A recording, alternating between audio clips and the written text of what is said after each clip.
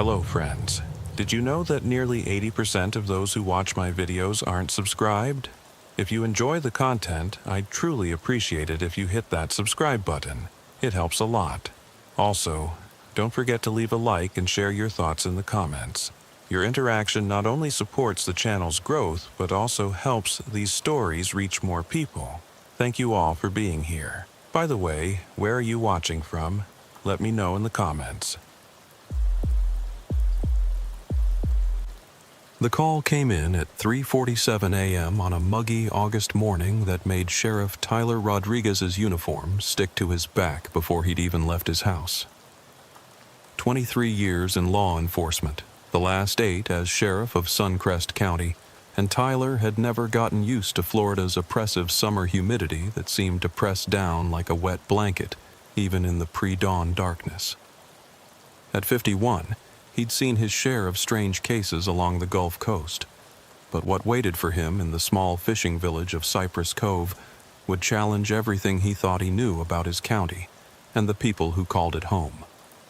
Cypress Cove sat at the mouth of the Suncrest River, where dark tannin-stained water met the Emerald Gulf in a collision of colors that tourists photographed but locals barely noticed anymore. The village had maybe 300 residents during off-season, swelling to nearly 1,000 when the seasonal fishing crowd arrived with their charter boats and deep pockets. Old Florida families had worked these waters for generations. Pattersons, Turners, Clarks, their weathered faces and calloused hands telling stories of nets full of mullet, red snapper, and grouper pulled from the Gulf's depths in the kind of back-breaking work that built character and destroyed bodies in equal measure. The voice on the radio belonged to Deputy Shane Garcia, and Tyler could hear the tension cutting through the static like a knife through morning fog. "Sheriff, we got a situation at the Cypress Cove Marina. Blake Patterson called it in about an hour ago. Says 3 boats went out yesterday morning and none came back. All experienced captains, Sheriff. This ain't like them." Tyler knew Blake Patterson. 4th-generation fisherman, steady as they come. The kind of man who could read weather patterns in cloud formations and predict fish behavior from water temperature. Blake wasn't the type to panic over boats that stayed out overnight. These waters could be unpredictable, and experienced captains knew when to ride out rough weather rather than risk running for shore in dangerous conditions. But 3 boats simultaneously? That got Tyler's attention in a way that made his coffee taste bitter and his stomach clench with the familiar dread that preceded every major case. "What's got Blake worried?" Tyler asked, already reaching for his keys and checking his service weapon out of habit developed over 2 decades of answering calls that started routine and ended with gunfire or worse. "All 3 boats, Sheriff. The Miss Carolyn, Sweet Dreams, and the Marlin's Rest. Different captains, different fishing grounds, different departure times. Blake says it ain't like them to all no-show at the same time without radioing in. These boys are religious about checking in, especially during tourist season when the Coast Guard's paying attention."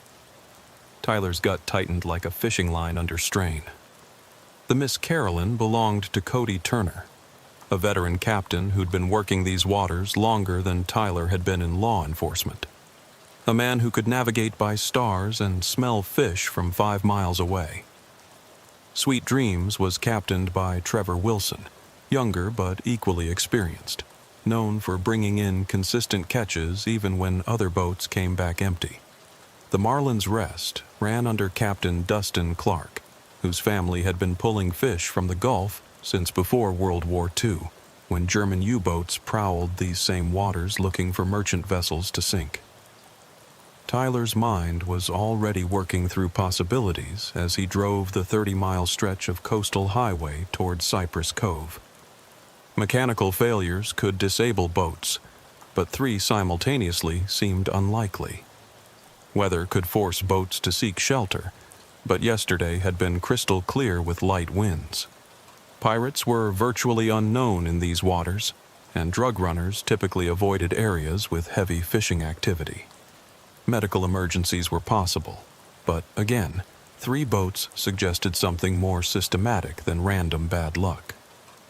By the time Tyler reached Cypress Cove, The eastern sky showed the first pale hint of dawn, painting the Gulf in shades of rose and gold that reminded him why he'd chosen to spend his career in this corner of Florida rather than accepting offers from larger departments inland.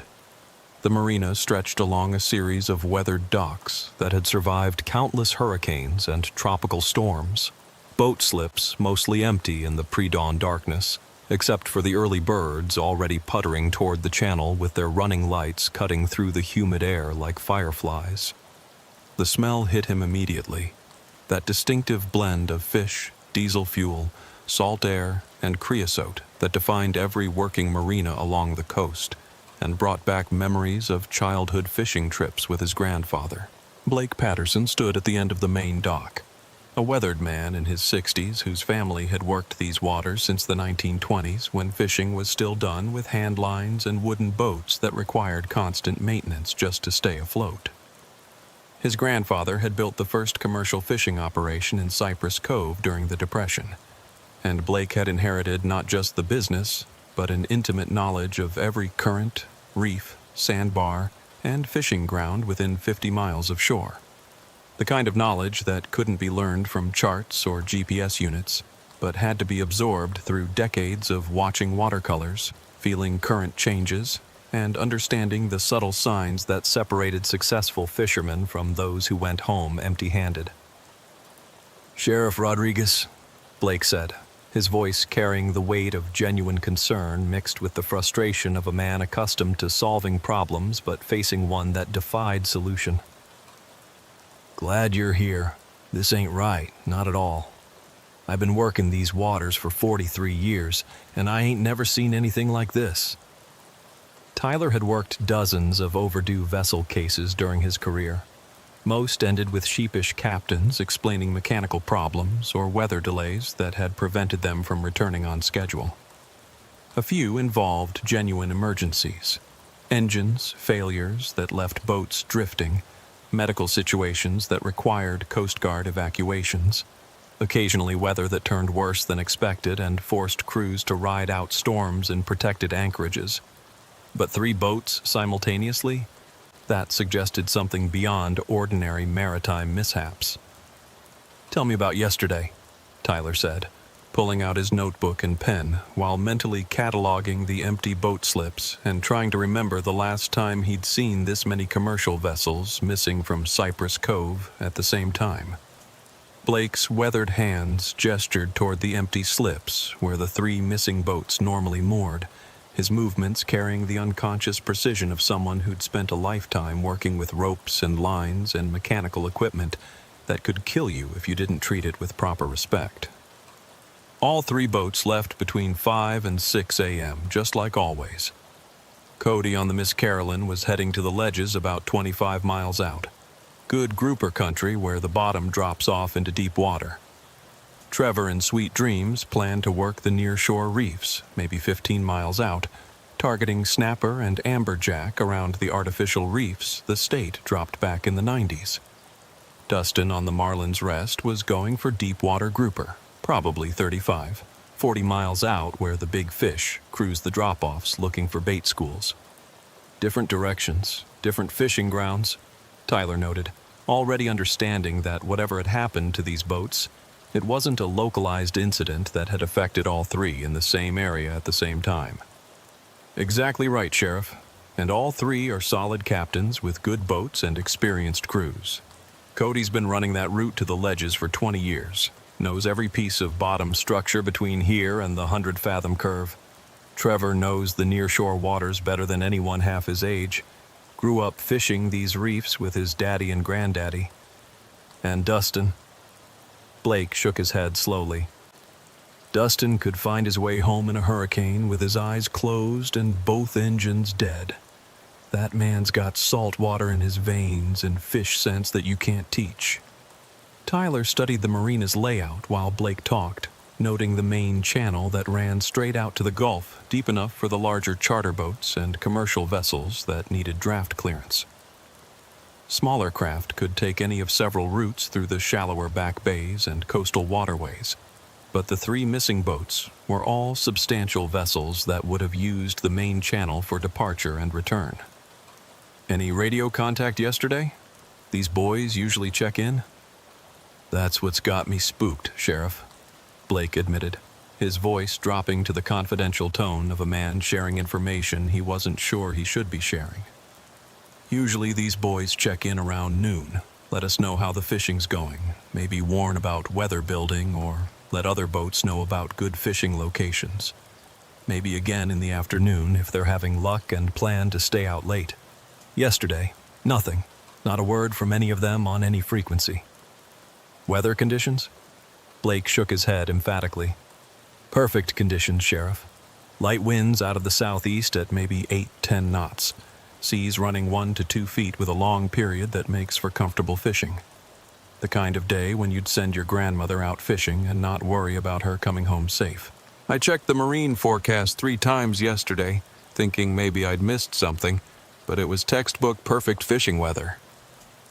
Tyler walked to the edge of the dock, looking out over water that appeared black in the pre-dawn darkness, but would soon transform into the brilliant emerald green that made the Gulf Coast famous among tourists and fishermen alike. The Gulf could be deceptive, looking peaceful one moment, turning dangerous the next when weather fronts collided or summer thunderstorms built with shocking speed. But Blake was right about yesterday's conditions. Tyler remembered checking the marine forecast himself yesterday morning out of habit developed from years of coordinating marine rescues and understanding that Gulf weather could change faster than a politician's promises. "You try raising them on the radio?" Tyler asked, though he suspected he already knew the answer from Blake's troubled expression. "Called every half hour starting at noon yesterday.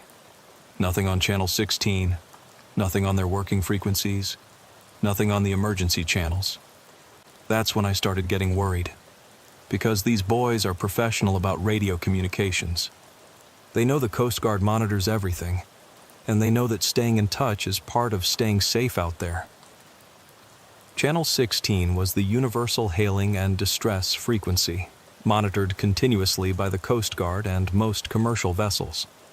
Any captain in trouble would broadcast there first, knowing that help would respond immediately. The fact that 3 experienced captains had gone silent simultaneously suggested something beyond ordinary mechanical problems or bad weather, something that had prevented them from using their radios or had happened so suddenly that they hadn't had time to call for help. Tyler's radio crackled with static before Garcia's voice came through clearly. "Sheriff, this is Garcia. Coast Guard's launching a search pattern at first light. They're requesting any additional information on the missing vessels, registration numbers, descriptions, last known positions, crew complements, safety equipment. The usual stuff for search and rescue operations." Tyler keyed his radio. "Tell them I'm at the marina now, getting details from Blake Patterson. I'll have complete vessel descriptions and last known positions in 10 minutes. Also tell them I want to coordinate directly with the search coordinator. This situation has some unusual aspects that might affect search planning." As dawn broke over the Gulf with the kind of spectacular sunrise that made Florida postcards famous, Tyler could see the water stretching endlessly to the horizon, its surface barely disturbed by gentle swells that caught and reflected the morning light, like scattered diamonds. Somewhere out there, 3 boats with experienced crews had simply vanished without leaving any obvious clues about their fate. The enormity of the search area was daunting. Thousands of square miles of open water where boats could disappear as completely as stones dropped into the ocean. Blake provided detailed information on each vessel, while Tyler took notes and tried to spot patterns that might explain the disappearances. Radio call signs, engine specifications, fuel capacity, safety equipment, crew complement, typical operating procedures. The Miss Carolyn carried Cody Turner and his nephew Garrett Moore, a young man learning the fishing business from one of the best captains on the coast. Sweet Dreams had Trevor Wilson and deckhand Landon Foster aboard, both experienced men who'd worked together for 5 years. The Marlin's Rest ran with Dustin Clark and his longtime partner Tanner Adams, whose partnership went back 15 years and had weathered everything the Gulf could throw at them. 8 men total, Tyler noted, doing quick calculations about survival time in Gulf waters. All experienced fishermen? Every one of them, Sheriff, Blake confirmed with the certainty of a man who'd known these people for decades. Garrett's the youngest at 24, but he's been working boats since he was 16 and knows more about fishing than most captains twice his age. These ain't weekend warriors or tourist boat crews, Sheriff. These are professional fishermen who know every inch of these waters and respect what the Gulf can do to people who don't take it seriously. Tyler studied the marina's radio setup, noting the sophisticated communication equipment that allowed Blake to stay in touch with his fleet and coordinate with other fishing operations along the coast. Most commercial fishing operations maintained constant contact with their boats, both for safety reasons and to coordinate fishing information that could mean the difference between profitable trips and expensive fuel bills with empty fish boxes. The silence from all three vessels was unprecedented in Blake's experience and suggested something had prevented normal radio communications. I want to go out there, Tyler decided, his instincts telling him that answers wouldn't be found sitting at a desk or waiting for Coast Guard reports. You got a boat that can handle 30, 40-mile runs in whatever conditions we might encounter? Blake nodded toward a sturdy-looking 36-footer tied at the end of the dock, its hull showing the scars and maintenance that marked it as a working vessel rather than a pleasure craft. The Gulf Runner. She's mine, and she'll take whatever the Gulf throws at her. Twin diesels, full electronics, enough fuel for a 100-mile round trip. But, Sheriff, Blake's expression grew troubled. Maybe we should wait for the Coast Guard, if something's out there that took 3 boats with experienced crews. Tyler understood Blake's concern, the same instinct that kept experienced fishermen alive in dangerous situations. But waiting wasn't an option. Every hour that passed reduced the chances of finding survivors if the crews were in the water. Modern survival suits and life rafts could keep people alive for days in Gulf waters, but time was still critical. How long to the nearest of their fishing grounds? Trevor's near-shore spots, maybe 45 minutes at cruise speed if we push it. Cody's ledges about an hour and 15 minutes. Dustin's deep water grounds, probably 2 hours depending on conditions. Tyler made his decision based on 23 years of experience that had taught him the value of immediate action over careful planning. Get the Gulf Runner ready. I want to check those locations before the area gets crowded with search boats and helicopters. Sometimes the first person on scene sees things that get missed later when there are too many people looking. As Blake prepared the vessel with the efficiency of someone who'd done it thousands of times, Tyler contacted his department to coordinate the investigation. He ordered Deputy Garcia to establish communication schedules with the Coast Guard and to coordinate with county emergency services. He also requested that the Florida Fish and Wildlife Conservation Commission be notified, since they had jurisdiction over commercial fishing operations and might have insights into recent changes in fishing patterns or regulations that could be relevant. The Gulf Runner proved to be a well-maintained sport fishing boat equipped with professional-grade electronics that would have cost more than Tyler's annual salary. GPS chart plotter showing underwater contours in high resolution, depth sounder capable of marking individual fish, radar system for navigation in poor visibility, and multiple radios covering every frequency used by commercial and recreational vessels. Blake had marked the last known positions of all 3 missing vessels on the electronic chart, creating a triangle of search areas that covered roughly 50 square miles of Gulf waters. They departed Cypress Cove as the sun climbed above the horizon, painting the Gulf in shades of gold and blue that reminded Tyler why he'd chosen to build his career in this part of Florida despite offers from larger departments with better pay and advancement opportunities. The water remained calm, with swells barely 2 feet and winds less than 10 knots, perfect conditions for fishing and for spotting debris or vessels in distress. Perfect conditions that made the disappearance of 3 experienced crews even more mysterious and troubling. The first destination was Trevor Wilson's near-shore territory, a series of artificial reefs and limestone ledges about 15 miles from shore, that had been developed over decades to provide fishing opportunities and habitat for marine life. These were popular fishing spots, easily accessible to smaller boats and known for producing consistent catches of snapper, grouper, and amberjack that formed the backbone of the local fishing economy. The artificial reefs were marked on charts and GPS systems, making them easy to find for anyone with basic navigation skills. Blake navigated with the confidence of someone who'd run these waters for decades, adjusting course slightly to account for current and wind drift in ways that couldn't be learned from textbooks, but had to be absorbed through years of experience. Tyler watched the depth sounder as they crossed underwater contours, the bottom rising and falling in patterns that meant nothing to him but were clearly familiar to Blake, who could read the bottom structure like a road map and predict where fish would be concentrated. "There," Blake said, pointing to a slight disturbance on the water's surface that looked like random waves to Tyler but clearly meant something to the experienced fisherman. "That's the first reef Trevor would have hit yesterday morning. Good snapper numbers here this time of year, and the amberjack have been schooling over the structure all summer." Tyler scanned the water with binoculars, looking for any sign of debris, oil slicks, or floating objects that might indicate a vessel in distress or worse. The surface appeared unmarked, except for the occasional jumping fish or clumps of floating sargassum weed that drifted north with the Gulf Stream. No life preservers, no fuel slicks, no debris that would suggest a boat had been in trouble in this area.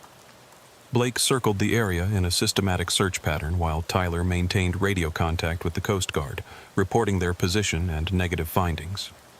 The professional search aircraft would arrive within the hour, equipped with sophisticated detection equipment that could spot objects in the water from miles away, but Tyler's instincts told him they wouldn't find the boats in the obvious places.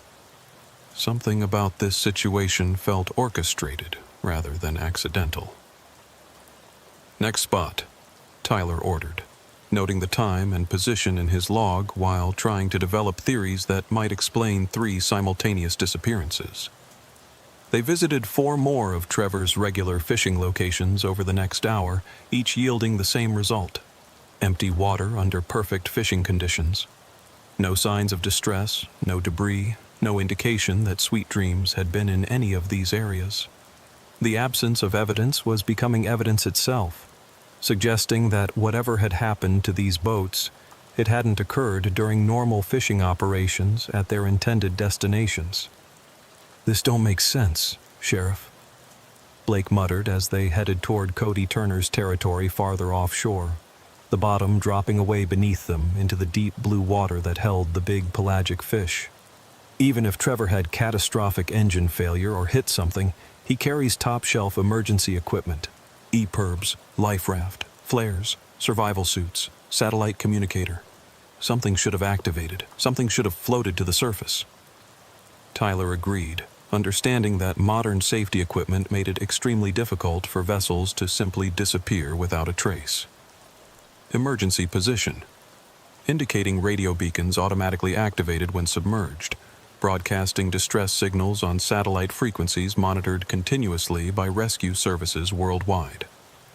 Life rafts deployed automatically when vessels sank, and survival suits could keep people alive in water for days.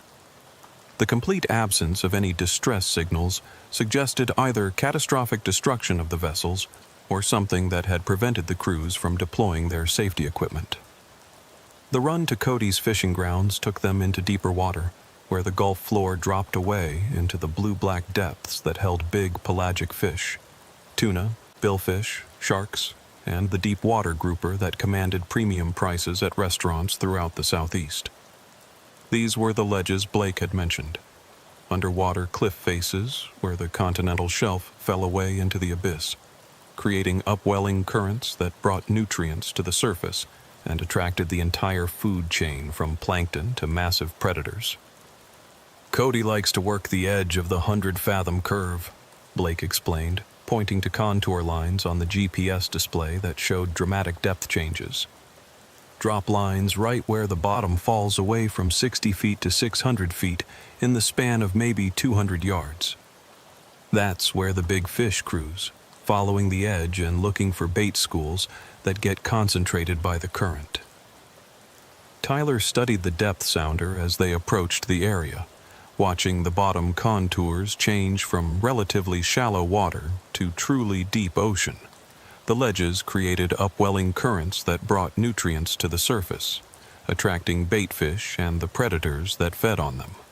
It was also an area where a boat could disappear into water so deep that recovery would be impossible without specialized equipment. As they neared Cody's preferred fishing spot, Blake suddenly pointed ahead with the urgency of someone who'd spotted something that didn't belong. "Sheriff, look at that. 2 o'clock, maybe quarter mile." Tyler raised his binoculars and scanned the area Blake indicated. At first he saw nothing unusual. The same endless expanse of Gulf water under the morning sun that was already beginning to build the heat and humidity that would make the afternoon miserable for anyone working outdoors. Then he spotted what Blake had seen. A small object floating on the surface, too far away to identify clearly, but obviously out of place in the empty seascape. Blake pushed the throttles forward, and the Gulf runner surged toward the floating object with the kind of acceleration that reminded Tyler these boats were built for speed as well as stability. As they drew closer, Tyler could make out details that sent a chill through him, despite the rising heat of the day that was already making his uniform stick to his back. It was a life ring from the Miss Carolyn, the orange and white ring that was required safety equipment on all commercial fishing vessels. The ring floated alone on the calm surface, showing no signs of the violent action typically associated with vessels in distress. No damage to the flotation material, no tears in the rope, no indication it had been deployed in an emergency situation where crew members were fighting for their lives. Blake maneuvered alongside the life ring while Tyler used a boat hook to pull it aboard, noting that it felt normal weight and showed no obvious damage. The ring appeared almost new despite having been in the water for at least 18 hours, which suggested it hadn't been subjected to rough handling or violent seas. Most unsettling was the way it had been floating, upright and stable, as if it had been carefully placed rather than thrown from a vessel or blown overboard by wind. "This ain't right, Sheriff," Blake said, voicing Tyler's own thoughts while examining the life ring for any clues about how it had ended up floating alone in the Gulf. If the Miss Carolyn went down, there'd be more debris. Life jackets, seat cushions, coolers, anything that floats. And there'd be fuel slicks, oil sheens, something to mark where a boat went under. Tyler keyed his radio to contact the Coast Guard. "Coast Guard Sector St. Petersburg. This is Sheriff Rodriguez. We've recovered a life ring from the Miss Carolyn at position." He read the GPS coordinates from the chart plotter. "No other debris visible in the immediate area. Continuing search of surrounding waters." The Coast Guard acknowledged and confirmed that aircraft were approaching the area from multiple directions. Tyler requested that they concentrate their search pattern around the current location, while expanding outward in systematic sweeps that would cover the maximum area in the minimum time. Blake continued circling the area where they'd found the life ring, both men scanning the water for additional signs of the missing vessel while Tyler tried to develop theories that might explain finding a single piece of safety equipment with no other debris. The life ring appeared to be the only trace of the Miss Carolyn, which violated everything Tyler knew about maritime accidents and vessel sinking patterns. "Blake," Tyler said finally, "in your experience, if a boat went down out here, what would you expect to find floating?" Blake considered the question seriously, his weathered face showing the concentration of someone drawing on decades of experience with vessels in distress. "Depends on what happened, Sheriff. Sudden sinking, like hitting something underwater, or an explosion in the engine room, you'd see debris scattered by current and wind over a wide area. Slower sinking, maybe from flooding or collision damage, the crew would have time to deploy safety equipment and send distress calls. Either way, modern boats carry enough built-in flotation that something substantial should surface even if the hull goes down." "And if a boat just disappeared?" Blake's weathered face showed confusion mixed with the kind of professional skepticism that kept experienced mariners alive. "Sheriff, boats don't just disappear. Not in calm weather with experienced crews who know these waters. Even if every single system failed at once, even if the crew made every wrong decision possible, something would float. Coast Guard regulations require enough flotation and safety equipment to keep crews alive until rescue arrives." Tyler studied the life ring again, noting that it showed no signs of violence or distress. The rope remained neatly coiled, the reflective tape unblemished, the flotation material intact. If the Miss Carolyn had been in trouble, this safety equipment should show evidence of emergency deployment: scratches, tears, salt stains, anything that indicated desperate crew members grabbing for survival gear. The radio crackled with an update from the Coast Guard. "All units, this is Coast Guard 6020. We have aircraft on station beginning systematic search pattern. Visibility unlimited, sea conditions optimal for spotting debris or personnel in water. No visual contact with any of the 3 missing vessels at this time." Tyler acknowledged and requested an expansion of the search to include Dustin Clark's deep-water fishing grounds. If the pattern held, and Tyler was beginning to suspect it would, they might find another single piece of evidence, equally mysterious and unsatisfying, that raised more questions than it answered. The run to Dustin's territory took them into truly deep water, where the Gulf floor lay over 600 feet below the surface, and the watercolor changed from emerald green to deep blue that seemed to absorb light and hold secrets. These were the grounds worked by serious offshore fishermen, targeting large grouper, snapper, and the occasional billfish that commanded premium prices at fish markets throughout the southeast. Blake navigated by GPS and depth sounder, the underwater topography invisible from the surface, but clearly defined on the sophisticated electronics that had revolutionized fishing over the past 2 decades. "Dustin likes to work this seamount," Blake explained, indicating an underwater peak on the chart display that rose from the depths to within 200 feet of the surface. "Big fish patrol the edges where the current brings bait fish up from the deep water." As they approached the area, Tyler spotted another object floating on the water's surface, this one larger than the life ring but still appearing isolated and out of place in the vast expanse of empty ocean. Blake maneuvered closer while Tyler prepared the boat hook, both men understanding without speaking that they were about to recover another piece of evidence that would deepen the mystery rather than solve it. It was a fishing rod, floating tip-up on the calm surface with its reel still attached and line still spooled. Blake maneuvered alongside while Tyler retrieved it with the boat hook, noting immediately that the rod belonged to the Marlin's Rest, according to the faded decal on the handle that identified it as part of Dustin Clark's gear. Like the life ring, the fishing rod showed no signs of violence or distress. The line was still neatly spooled on the reel, the tackle box attachment unopened, the rod itself unmarked by rough handling or emergency situations. It appeared to have been deliberately placed in the water, rather than lost during fishing operations or emergency evacuations. "This is getting spooky, Sheriff," Blake admitted, his voice carrying the unease of someone who'd spent his life on the water and understood that the ocean didn't typically leave such neat, isolated clues. "It's like somebody's leaving us breadcrumbs, leading us from one fishing ground to the next." Tyler's thoughts exactly. 2 missing boats, 2 pieces of evidence, both suggesting the vessels had been in these locations, but providing no clues about what had happened to them or their crews.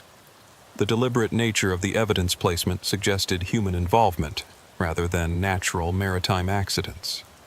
The radio interrupted his thoughts with a transmission from the Coast Guard aircraft. "Sheriff Rodriguez, this is Coast Guard 6020. We have a visual on a floating object approximately 5 miles southwest of your current position. Coordinates follow." Blake plotted the location on the chart plotter while Tyler acknowledged the transmission. The new coordinates lay between the deep water grounds and the nearshore reefs, roughly in the center of the triangle formed by the 3 fishing areas where the boats had been scheduled to work. The run took 15 minutes through calm seas that reflected the morning sun like polished glass, and Tyler could see the Coast Guard aircraft circling above as they approached the reported location. Through binoculars, he spotted what the pilot had seen, another floating object, larger than the previous 2 but still appearing deliberately placed rather than randomly lost. As they drew closer, Tyler's stomach tightened with the familiar dread that accompanied major cases. It was a life raft, still in its deployment canister, but floating in a way that suggested it had been deliberately placed rather than automatically deployed from a sinking vessel. The raft's inflation cord remained attached to the canister, and the automatic deployment mechanism showed no signs of activation. Blake brought the Gulf Runner alongside the life raft while Tyler studied it carefully, noting details that confirmed his growing suspicions about the nature of these disappearances. The raft belonged to Sweet Dreams, according to the vessel registration numbers on the canister that were required by Coast Guard regulations. Like the other objects, it showed no signs of distress or emergency deployment. 3 boats, 3 pieces of evidence, Tyler said into his radio, reporting to the Coast Guard coordinator while his mind worked through implications that made him increasingly uncomfortable. All apparently placed deliberately, no signs of distress or emergency situations at any of the recovery locations. The Coast Guard pilot acknowledged and reported negative results from the expanded air search that was now covering over 300 square miles of Gulf waters. No other vessels, no debris fields, no emergency signals, no indication of where 3 commercial fishing boats with 8 experienced crew members had gone after leaving their home port the previous morning. Tyler made a decision that would prove crucial to the investigation's direction. Blake, I want to visit every place where commercial boats fuel up between here and Pensacola. Someone had to see these boats after they left Cypress Cove yesterday morning. Boats don't just vanish. Someone knows something. The nearest fuel dock was at Pelican Bay, a small marina about 20 miles east of Cypress Cove that served both recreational and commercial vessels along this stretch of coast. The facility provided fuel, supplies, ice, and basic mechanical services to the fishing fleet that worked the eastern part of Tyler's jurisdiction. The dockmaster, a sun-weathered man named Bryce Collins who'd worked marinas for 30 years, knew all 3 missing captains by sight and reputation. Sure, I seen them all yesterday morning, he told Tyler without hesitation. Came through here right around dawn, all 3 boats within maybe 20 minutes of each other. Unusual to see them all together like that.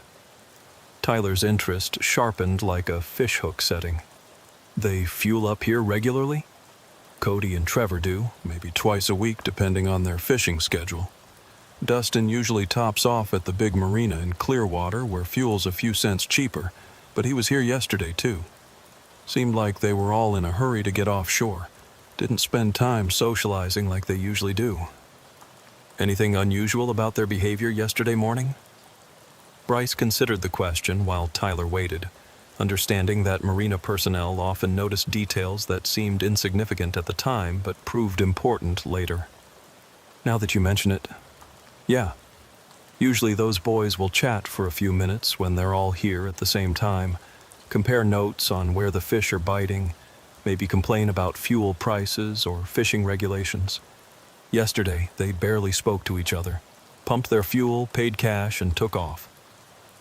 Tyler asked to see security footage from the fuel dock, hoping that video evidence might reveal details that Bryce had missed or forgotten. The camera system was basic but functional, covering the fuel pumps and main dock area with sufficient resolution to identify vessels and personnel.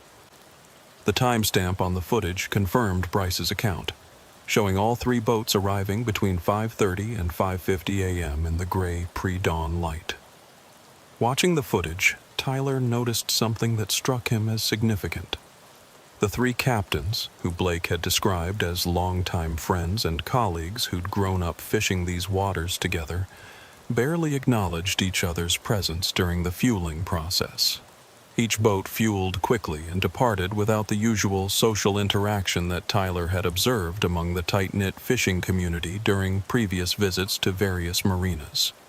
No waving, no shouted conversations between boats, no coordinated departures that suggested shared fishing plans or cooperative efforts. "Bryce," Tyler said, "did any of them mention where they were headed yesterday? Specific fishing grounds, planned return times? Anything like that?" "That's another thing that struck me as odd," Bryce replied, his expression showing the kind of professional concern that marina operators developed after years of worrying about the safety of vessels departing their docks. "Usually, captains will give you a general idea where they're planning to fish, near shore, offshore, north or south of here. Yesterday, none of them said a word about their plans, just fueled up and left like they were in some kind of hurry." Tyler left Pelican Bay with more questions than answers, but also with a growing conviction that the 3 missing boats had been involved in something beyond routine fishing operations. The behavior of the captains suggested coordination despite their apparent lack of communication, as if they were following a plan that required secrecy or at least discretion. The next fuel stop was Tarpon Springs, a larger facility about 40 miles north that served the area's famous sponge diving fleet as well as recreational and commercial fishing boats. The marina's size and commercial focus made it a logical stop for vessels traveling longer distances or requiring specialized services. The dockmaster there had no record of the 3 missing vessels, which wasn't surprising given their stated fishing plans and normal operating patterns. Tyler was preparing to leave when one of the fuel dock workers approached him with information that would fundamentally change the direction of the investigation. "You asking about boats that went missing yesterday?" the worker asked. He was a young man named Drew Phillips who'd been working the marina for 2 years while studying marine engineering at a local community college. "I might have seen something that could be relevant." Tyler's attention focused immediately. "What did you see?" Drew explained that he'd been working the night shift, handling late arrivals and providing security for the marina during overnight hours. Around midnight, he'd noticed 3 boats heading offshore in formation, running without navigation lights in violation of federal regulations that required vessels to display proper lighting during nighttime operations. "They was running dark," Drew explained, using the maritime term for vessels operating without lights. No navigation lights, no cabin lights, no deck lights. Just 3 boats moving together maybe half a mile offshore, heading southwest toward deep water. Tyler's pulse quickened with the excitement of a significant lead.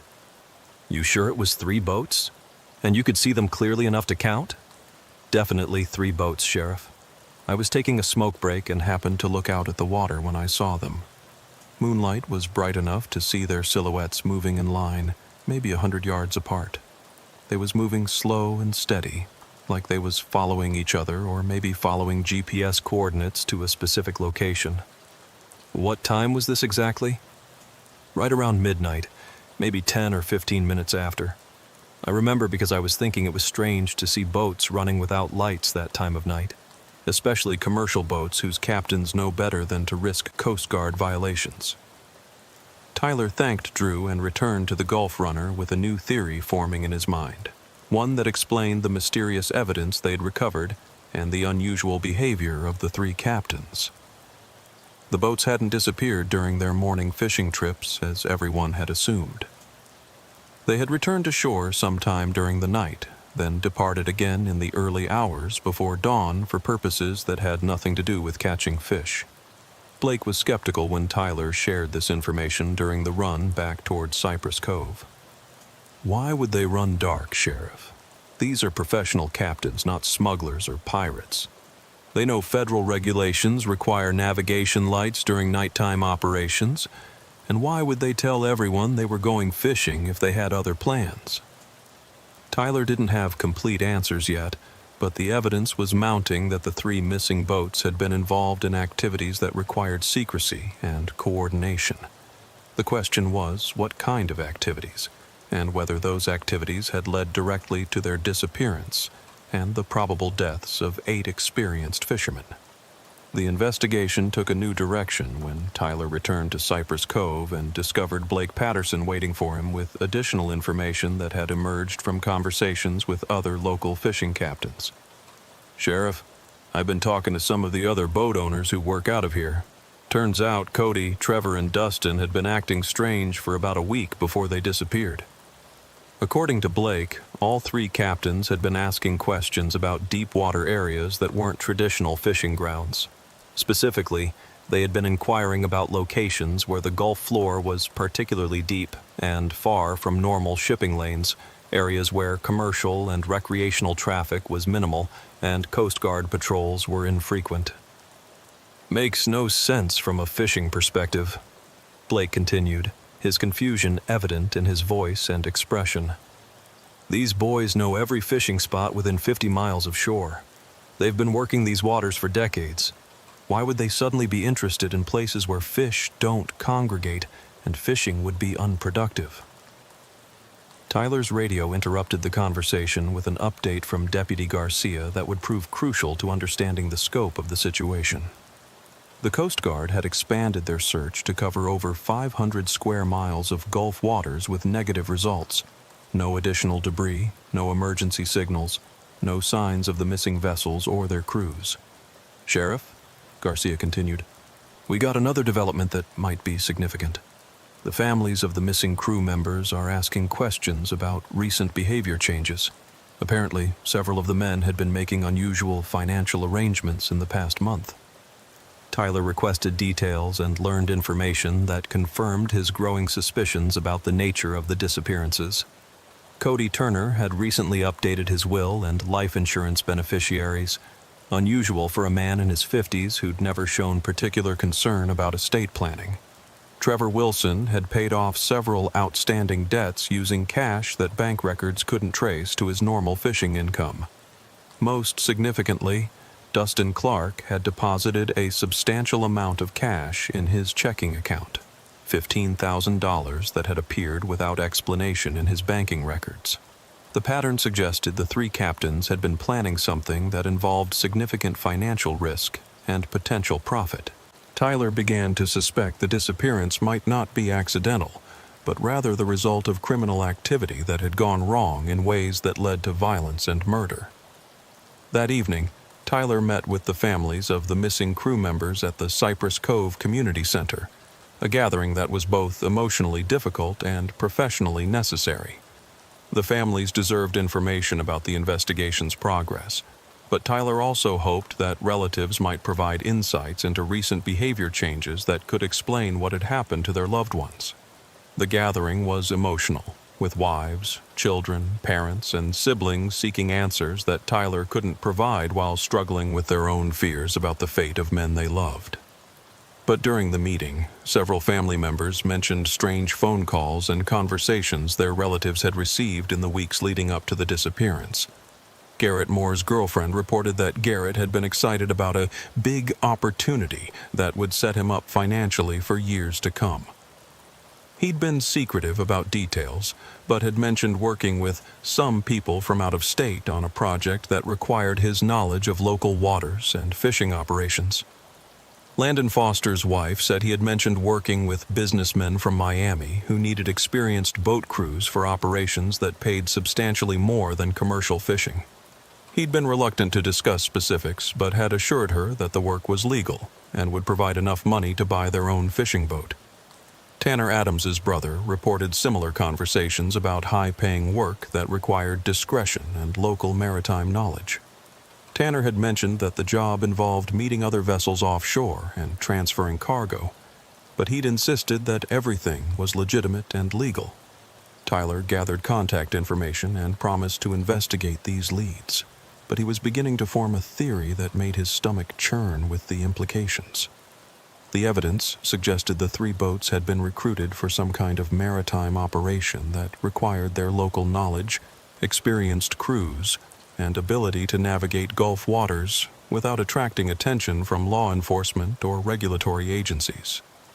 The next morning brought Tyler's first major break in the case when a recreational fisherman reported finding a waterproof bag floating near the mouth of Tampa Bay, about 60 miles south of Cypress Cove.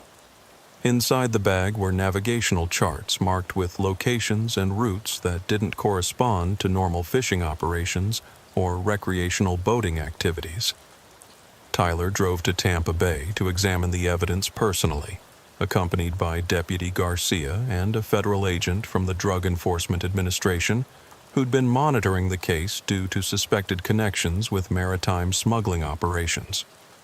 The charts showed detailed routes from various points along the Gulf Coast to coordinates far offshore, beyond the normal range of commercial fishing operations and in areas where regulatory oversight was minimal. Most interesting were notations in what appeared to be Cody Turner's handwriting, indicating specific times and locations for pickup and delivery operations. The charts also showed alternate routes and contingency plans that suggested extensive planning and coordination with other parties. The implications were becoming clear, but Tyler needed more evidence before drawing conclusions that would affect multiple ongoing investigations. He requested assistance from the DEA and Coast Guard Investigative Service, agencies with experience in maritime smuggling operations and the resources to investigate activities that crossed state and international boundaries. The joint investigation revealed that the area where the 3 boats had disappeared was along a known corridor for drug smuggling operations from South America to the U.S. Gulf Coast. The remote locations, deep water, and minimal law enforcement presence made the area attractive to criminal organizations moving large quantities of illegal drugs from source countries to distribution networks throughout the United States. The timeline that emerged from the expanded investigation fit perfectly with Tyler's theory about what had happened to the missing boats. The 3 vessels had departed Cypress Cove for legitimate fishing operations, establishing alibis and normal departure records. Sometime during the day, they had rendezvoused with a larger vessel, possibly a freighter or cargo ship, in international waters where U.S. law enforcement jurisdiction was limited. After transferring cargo from the larger vessel to their fishing boats, the 3 captains had returned to the Gulf Coast under cover of darkness, running without lights to avoid detection by Coast Guard patrols or other law enforcement agencies. They had unloaded whatever cargo they had picked up at a predetermined location, then attempted to return to the rendezvous point for reasons that remained unclear. What happened next remained a mystery, but Tyler suspected the operation had gone wrong in ways that led to violence and the destruction of all 3 boats. Either the criminal organization had decided to eliminate witnesses who could identify them to law enforcement, or competing smugglers had intercepted the boats and killed the crews to steal their cargo or eliminate competition. The carefully placed evidence, the life ring, fishing rod, and life raft, suggested someone wanted the boats to be reported missing while concealing the true nature of their disappearance. By making the disappearances appear to be maritime accidents, the perpetrators hoped to avoid the kind of intensive law enforcement investigation that would follow if the boats were known to be involved in criminal activities.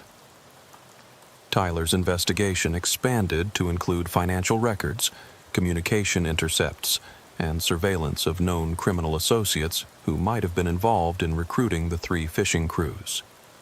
The DEA discovered that all 3 captains had recently purchased new communication equipment, encrypted radios and satellite phones, suggesting they had been recruited for operations requiring secure communications that couldn't be monitored by law enforcement agencies.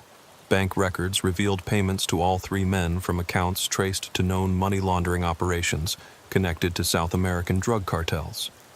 The amounts were substantial enough to explain their willingness to participate in illegal activities. Each captain had received between $50,000 and $75,000 in advance payments, but also large enough to suggest the risks involved were considerable and potentially fatal.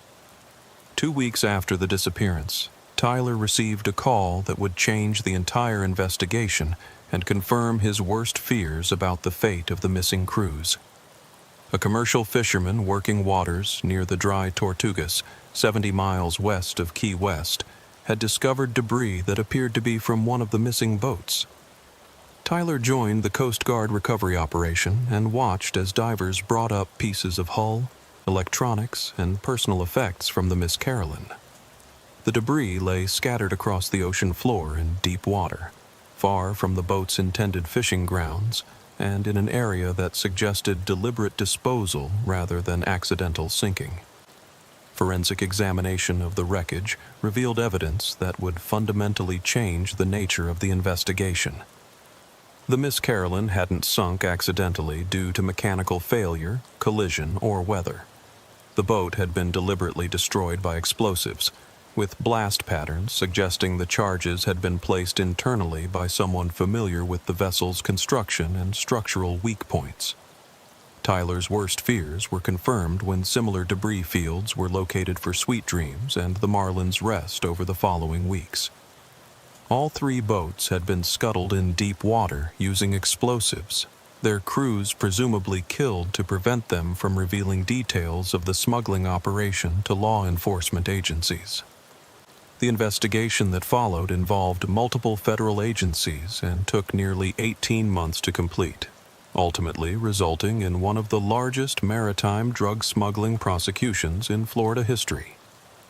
The evidence trail led to a South American drug cartel that had been using Gulf Coast fishing boats to transport cocaine from freighters to shore, taking advantage of the local knowledge and legitimate cover provided by experienced fishing crews.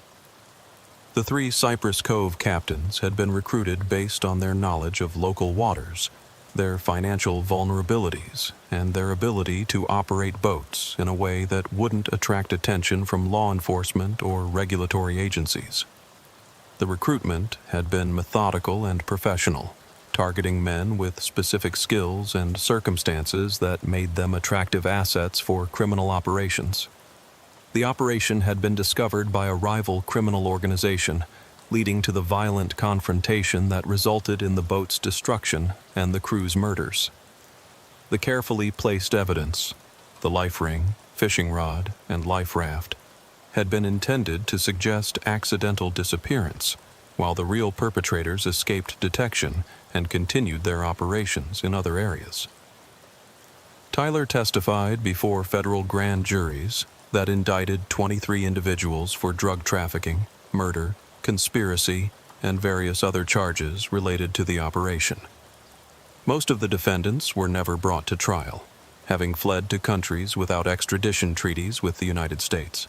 The few who were captured and prosecuted received lengthy prison sentences, but justice for the 8 murdered crew members remained incomplete and unsatisfying. The case fundamentally changed Tyler's understanding of his jurisdiction and the challenges facing law enforcement in coastal areas. The quiet fishing communities he had served for decades were not immune to the violence and corruption that characterized international drug trafficking. The very remoteness that made the area attractive to law-abiding fishermen also made it valuable to criminal organizations seeking to move illegal drugs into the United States. Blake Patterson never fully recovered from the loss of his friends and colleagues, retiring from active fishing operations and selling his boats to avoid the memories associated with the tragedy. The Cypress Cove fishing community, once trusting and close-knit, became suspicious and guarded as residents realized that their neighbors and friends had been recruited by criminal organizations willing to kill to protect their operations. Tyler implemented new protocols for monitoring unusual maritime activity in his jurisdiction, working with federal agencies to establish better communication and coordination systems.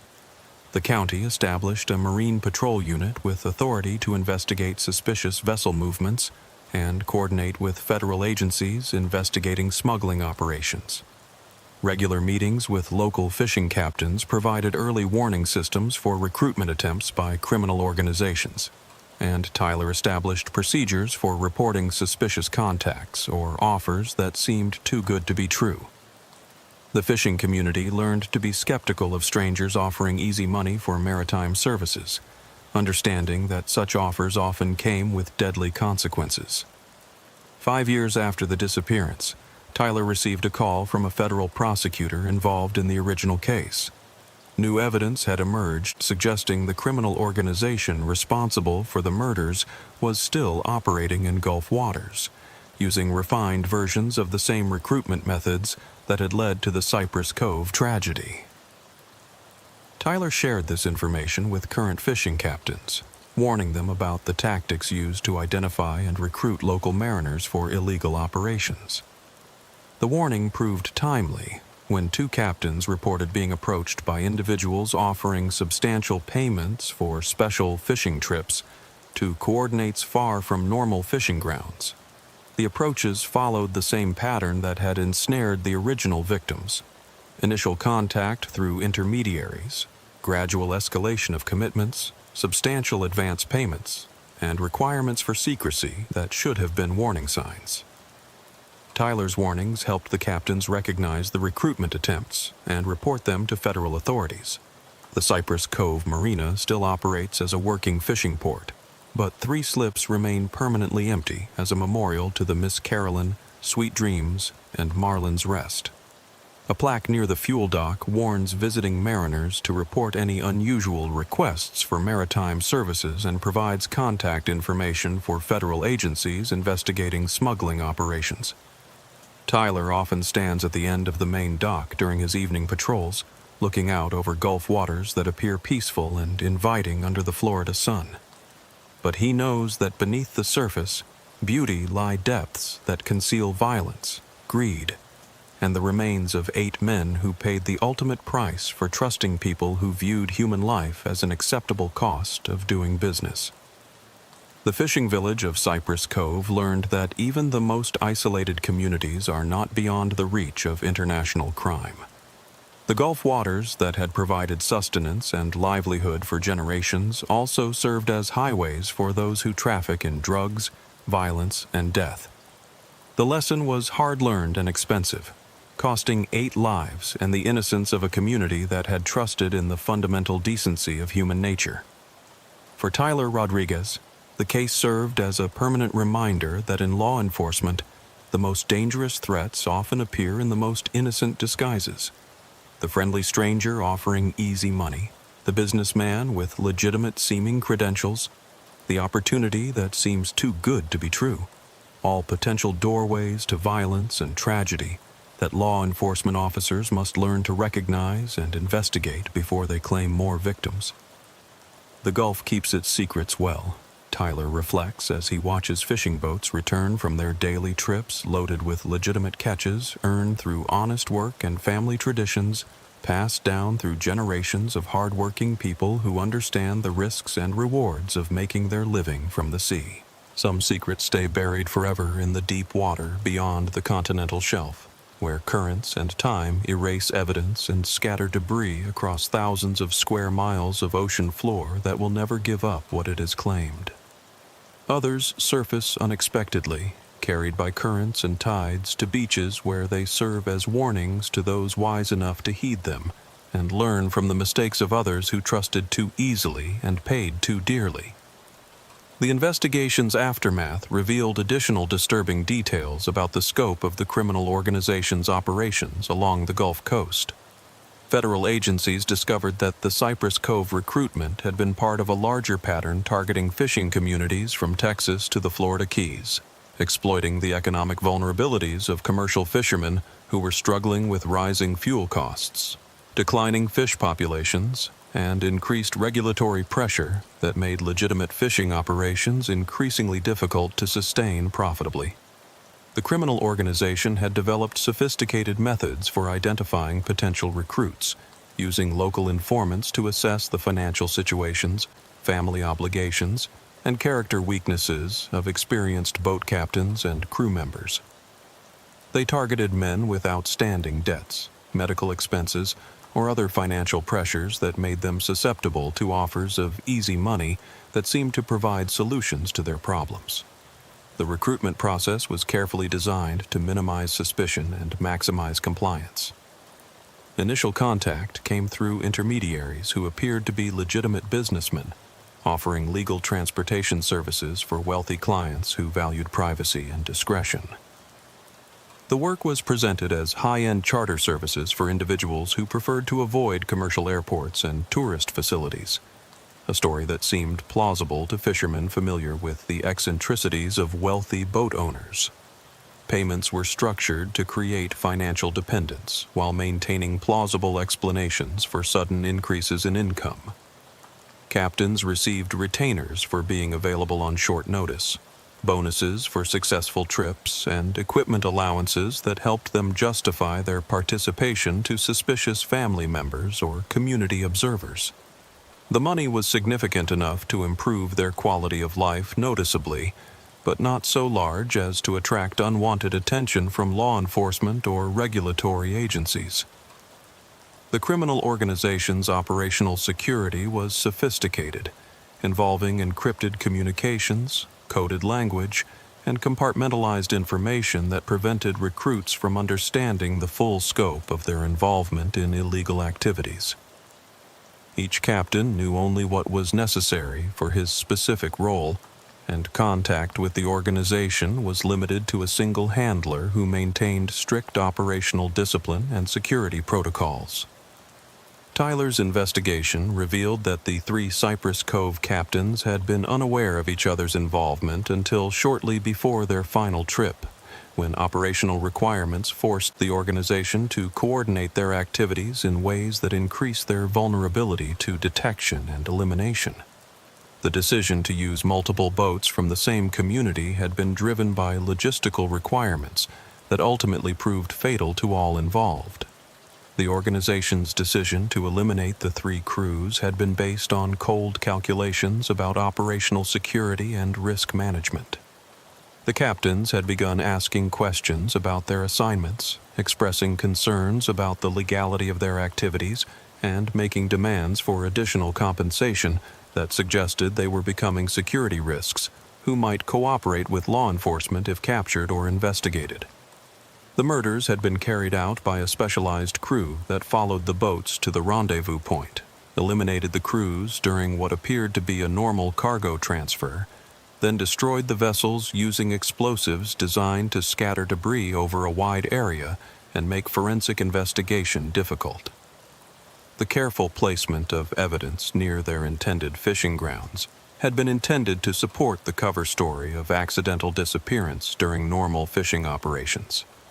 Tyler learned that similar eliminations had occurred in other Gulf Coast communities, where recruited fishermen had become security risks or operational liabilities. The criminal organization treated human life as just another business expense, eliminating threats to their operations with the same cold efficiency they applied to other aspects of their smuggling activities. The federal investigation eventually identified the organization as a sophisticated network with connections to South American drug cartels, corrupt officials in multiple countries, and distribution networks throughout the southeastern United States. The operation moved hundreds of millions of dollars worth of cocaine annually, using a combination of legitimate businesses, corrupted officials, and recruited local assets to maintain their activities while avoiding law enforcement detection.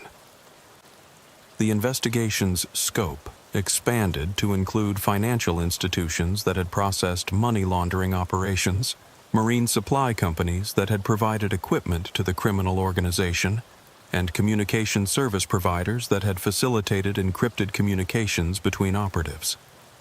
The complexity of the investigation required coordination between multiple federal agencies, international law enforcement organizations, and financial regulatory authorities. Tyler's role in the federal investigation expanded beyond his original jurisdiction as investigators recognized his intimate knowledge of Gulf Coast fishing communities and his ability to identify suspicious activities that might indicate ongoing recruitment efforts. He became a liaison between federal agencies and local law enforcement departments throughout the region, helping to develop protocols for recognizing and investigating criminal recruitment activities. The training programs Tyler developed became models for other coastal law enforcement agencies facing similar threats from maritime criminal organizations. The programs emphasized the importance of understanding local fishing communities, recognizing signs of recruitment activities, and maintaining communication networks that could provide early warning of suspicious approaches to potential recruits. Tyler's work with federal agencies also revealed the international scope of maritime drug trafficking and the sophisticated methods used by criminal organizations to exploit legitimate maritime activities for illegal purposes. The criminals' ability to blend their operations with normal shipping, fishing, and recreational boating activities made detection extremely difficult without specialized knowledge and coordinated investigation efforts. The case's impact on the Cypress Cove community extended far beyond the immediate tragedy of losing 8 respected community members. The revelation that trusted neighbors and friends had been recruited by criminal organizations created lasting suspicion and mistrust that affected relationships throughout the fishing community for years afterward. Families of the victims struggled with complex emotions about their loved ones' involvement in illegal activities, even though evidence suggested the men had been manipulated and ultimately murdered when they became liabilities to the criminal organization. The community grappled with questions about how well they had really known people they had trusted and worked alongside for decades. The economic impact on the local fishing industry was substantial, as potential customers and business partners became wary of associations with a community that had been penetrated by criminal organizations. Charter fishing businesses experienced declining bookings, and commercial fishing operations faced increased scrutiny from regulatory agencies and law enforcement organizations. Tyler worked with community leaders to develop rehabilitation programs that would restore confidence in the local fishing industry while maintaining vigilance against future criminal recruitment efforts. The programs included enhanced background screening for new community members, regular law enforcement briefings for fishing industry workers, and improved coordination with federal agencies monitoring maritime criminal activities. The establishment of the Marine Patrol Unit proved to be one of Tyler's most significant contributions to preventing future tragedies. The unit's officers received specialized training in recognizing suspicious maritime activities, coordinating with federal agencies, and investigating potential criminal recruitment efforts before they could claim additional victims.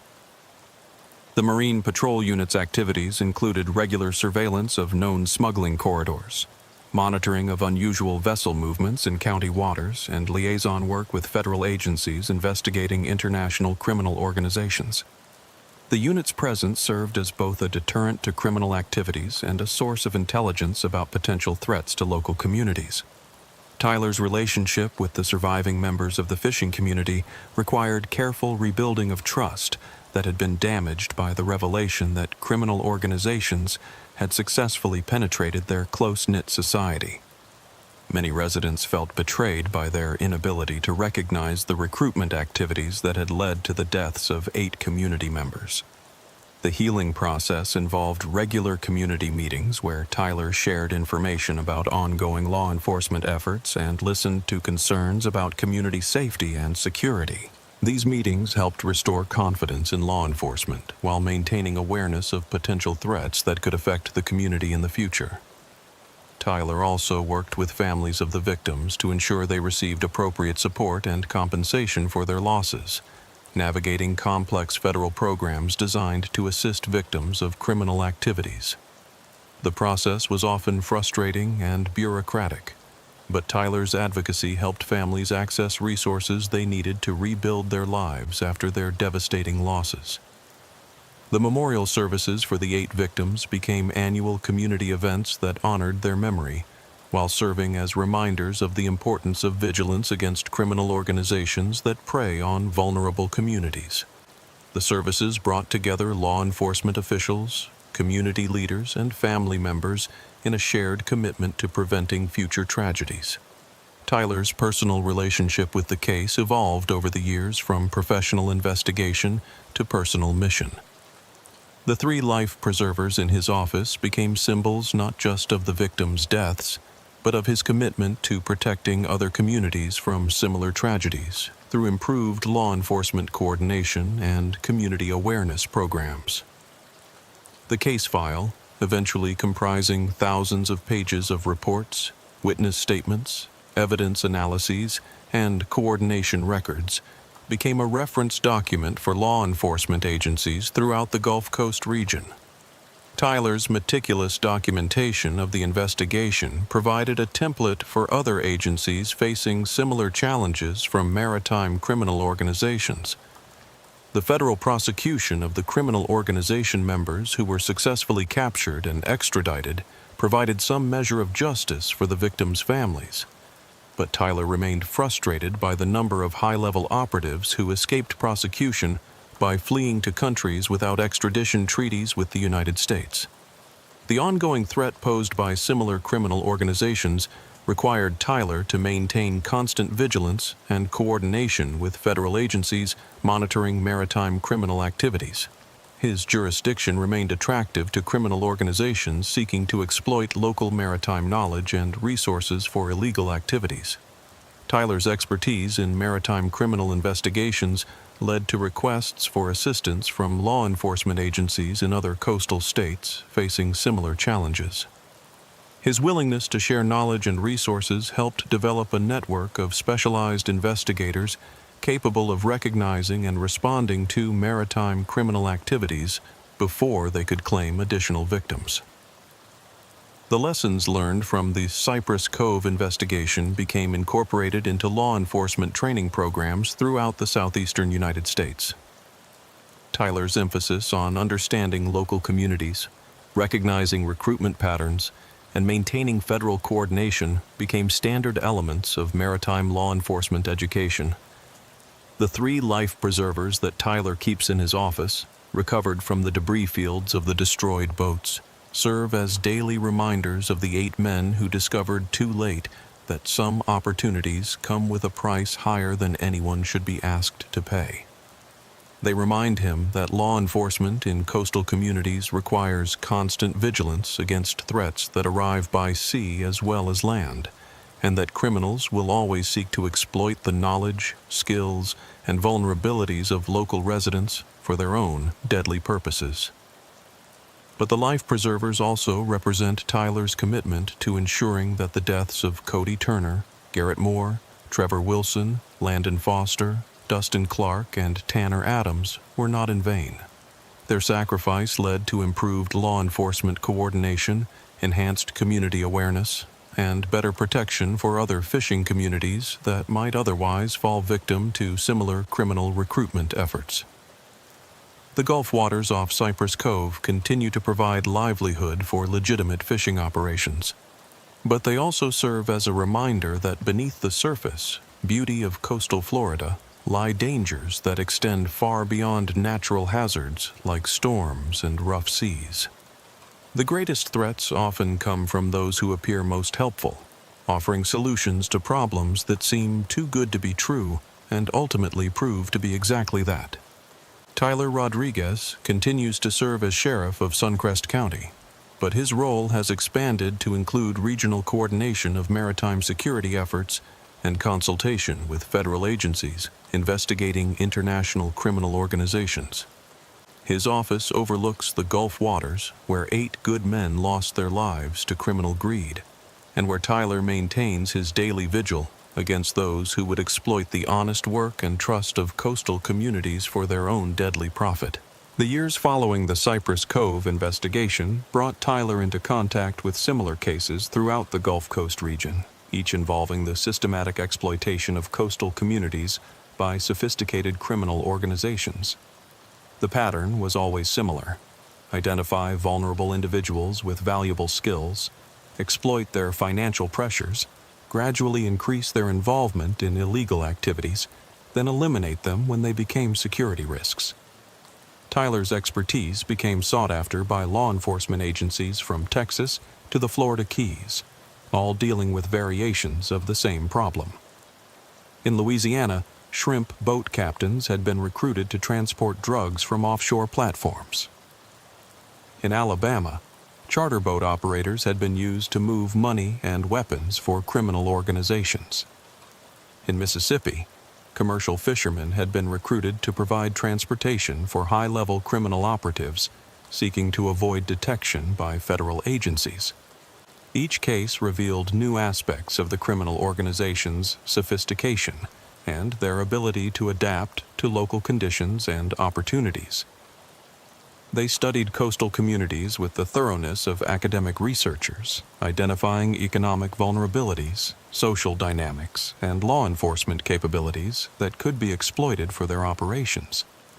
The criminal organization's recruitment methods evolved constantly, incorporating new technologies and adapting to law enforcement countermeasures. They used social media to identify potential recruits, electronic surveillance to assess targets' vulnerabilities, and sophisticated financial instruments to hide payments and maintain operational security. Tyler worked with federal agencies to develop predictive models that could identify communities at risk for criminal recruitment activities. The models incorporated economic indicators, demographic factors, and historical patterns of criminal activity to help law enforcement agencies focus their prevention efforts on the most vulnerable areas. The development of these predictive capabilities required Tyler to become familiar with aspects of criminal psychology and organizational behavior that extended far beyond traditional law enforcement training. He studied how criminal organizations identified and exploited human weaknesses, how they maintained operational security while managing large numbers of recruits, and how they adapted to law enforcement pressure. Tyler's work with psychologists and criminologists revealed disturbing insights into the criminal organization's understanding of human nature and their ability to manipulate people's fundamental needs for financial security, social acceptance, and personal dignity. The criminals were experts at identifying individuals who felt marginalized or undervalued by legitimate society and offering them opportunities to feel important and successful. The recruitment process typically began with careful observation of potential targets over periods of months or even years. Criminal operatives would establish themselves in communities as legitimate businessmen, customers, or service providers, gradually building relationships and gathering intelligence about residents' financial situations, family obligations, and personal vulnerabilities. The initial approach was always subtle and seemingly innocent, often involving offers of legitimate work that paid slightly better than normal rates. Only after targets had demonstrated reliability and discretion would the work gradually shift toward activities that skirted the edges of legality, with each step designed to increase the recruit's financial dependence and emotional investment in the relationship. Tyler learned that the criminal organizations maintained detailed psychological profiles of their recruits, tracking their emotional states, financial situations, and potential security risks. They employed specialists in human psychology who could predict how individuals would respond to various pressures and incentives, allowing them to maintain control over large networks of recruits while minimizing security risks. The organization's elimination protocols were equally sophisticated, involving careful planning and execution that minimized the risk of detection while sending clear messages to other recruits about the consequences of betrayal or security breaches. The murders were designed to appear accidental or to implicate rival criminal organizations, deflecting attention from the perpetrators. Tyler's investigation into these elimination protocols revealed that the Cypress Cove murders had been carried out by a specialized team that operated throughout the Gulf Coast region, eliminating security risks for multiple criminal organizations. The team's methods were consistent across different cases, suggesting extensive training and experience in maritime homicides. The federal investigation eventually identified several members of this elimination team, though most remained beyond the reach of U.S. law enforcement due to their base of operations in countries without extradition treaties. The few team members who were captured provided limited intelligence due to their compartmentalized knowledge and the criminal organization's sophisticated operational security. Tyler's work with international law enforcement agencies revealed the global scope of the criminal networks that had affected his jurisdiction. The organizations operated across multiple continents, using legitimate businesses and corrupted officials to move drugs, money, and personnel through complex international networks that were extremely difficult to detect and disrupt. The investigation's international aspects required Tyler to work with agencies and officials whose methods and priorities often differed significantly from American law enforcement practices. Cultural differences, legal systems, and political considerations all affected the investigation's progress and the likelihood of achieving justice for the victims. Tyler found the international coordination aspects of the investigation both fascinating and frustrating. The criminals' ability to exploit differences between national legal systems and law enforcement capabilities gave them significant advantages that were difficult to counter through traditional investigative methods. The development of international cooperation protocols became one of Tyler's specialties, as he worked with federal agencies to establish communication and coordination procedures that could overcome bureaucratic obstacles and cultural differences. His practical experience with maritime investigations made him valuable in developing procedures that could be implemented by law enforcement agencies with varying resources and capabilities. Tyler's reputation as an expert in maritime criminal investigations led to invitations to speak at law enforcement conferences throughout the United States and internationally. His presentations emphasized the importance of understanding local communities, recognizing criminal recruitment patterns, and maintaining effective coordination between different levels of law enforcement. The conferences provided Tyler with opportunities to learn about similar cases and investigative techniques from law enforcement officials around the world. He discovered that maritime criminal organizations were using similar methods in coastal communities on every continent, suggesting a level of coordination and communication that extended far beyond what he had initially imagined. Tyler's international contacts proved valuable in developing early warning systems that could alert coastal law enforcement agencies to criminal operatives who had moved from one jurisdiction to another. The systems relied on shared intelligence about recruitment methods, operational patterns, and individual operatives who posed threats to multiple communities. The establishment of these early warning systems required Tyler to navigate complex legal and political issues related to information sharing between different countries and law enforcement agencies. Privacy laws, national security considerations, and diplomatic protocols all affected what information could be shared and how it could be used in investigations. Tyler's work in developing international cooperation protocols eventually led to his appointment as a liaison officer for several federal agencies investigating transnational criminal organizations. The position required him to travel frequently to other countries and coordinate with foreign law enforcement officials on cases that affected multiple jurisdictions. The liaison work provided Tyler with insights into the criminal organization's global operations and their methods for exploiting differences between national legal systems. He learned that the organizations maintained sophisticated intelligence networks that tracked law enforcement activities and adjusted their operations to avoid detection and prosecution. Tyler's understanding of the criminal organization's capabilities and methods made him increasingly concerned about the security of his own community and family. He implemented enhanced security measures for his residence and office, varied his daily routines, and maintained constant awareness of potential surveillance or threats from criminal operatives seeking revenge for his investigative work. The security precautions became a permanent part of Tyler's life, affecting his relationships with family members and friends who struggled to understand the ongoing nature of the threats he faced.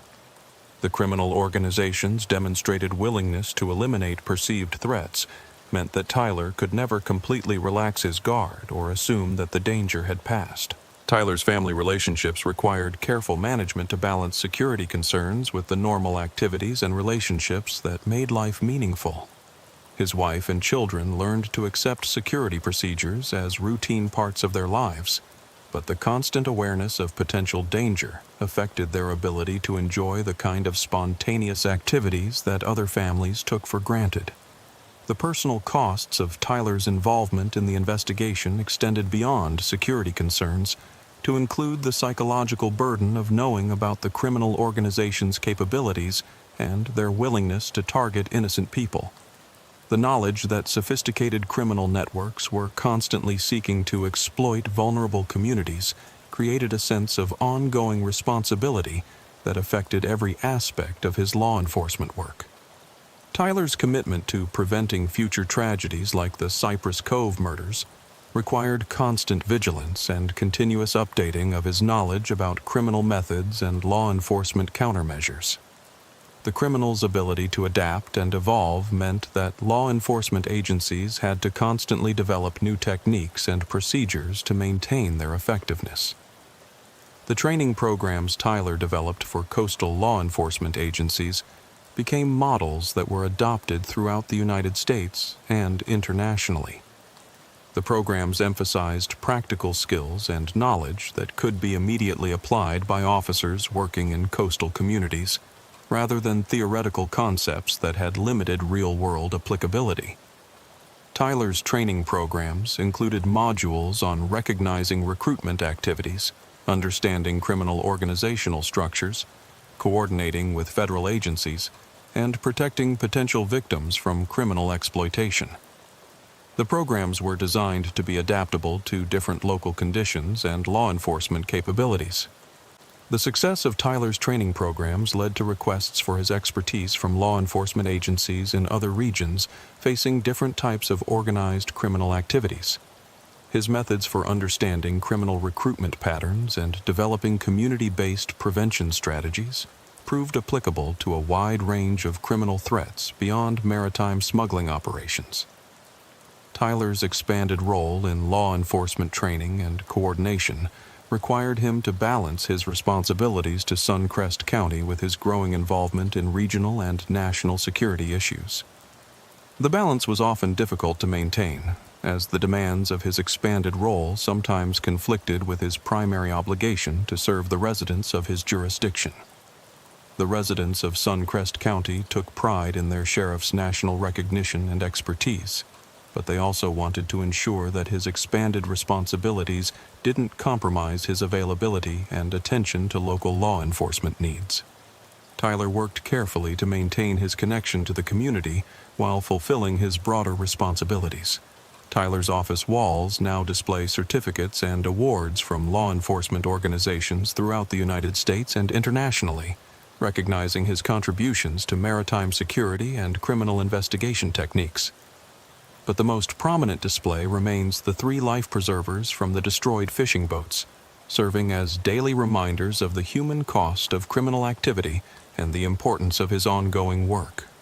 The life preservers have become symbols not just of the 8 men who died, but of Tyler's commitment to preventing similar tragedies through improved law enforcement coordination, community awareness, and international cooperation.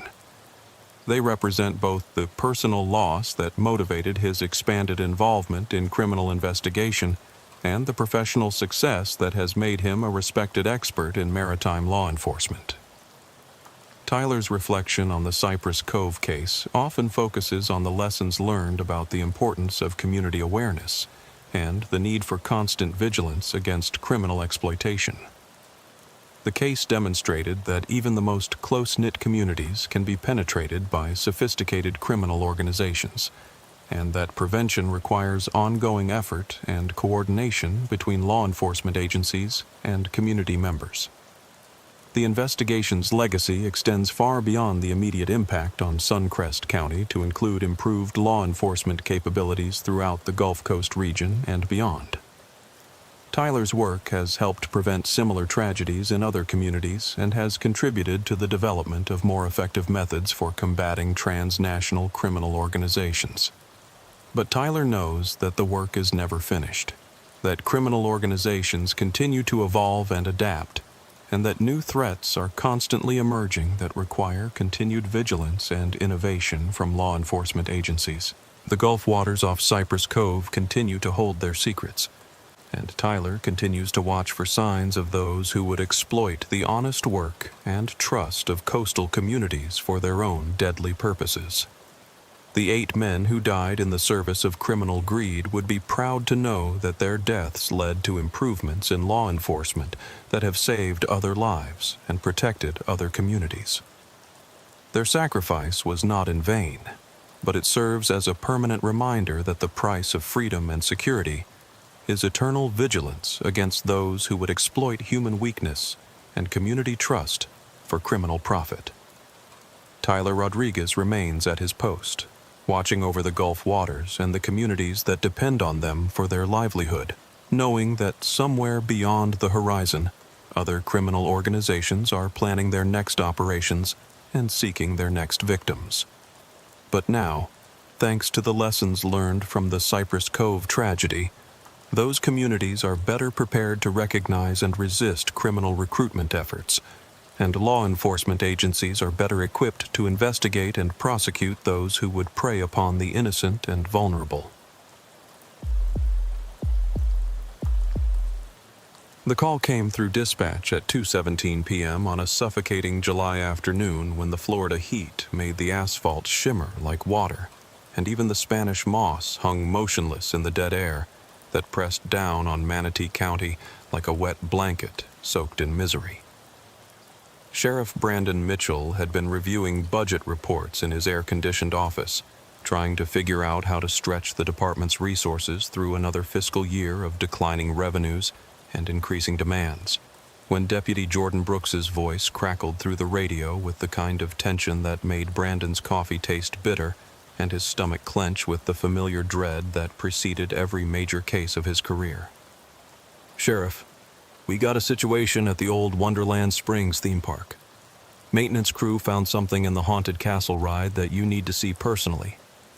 They're pretty shaken up about it, and I mean really shaken.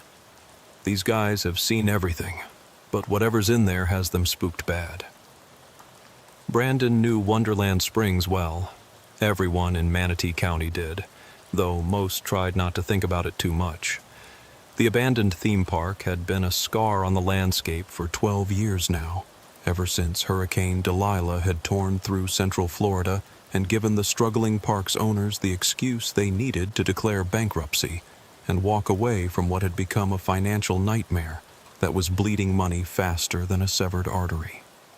At 46, Brandon had been sheriff of Manatee County for 9 years, and he'd served as a deputy for 13 years before that, working his way up through the ranks by handling the cases that other officers found too disturbing or too complicated to pursue with the kind of methodical persistence that justice required.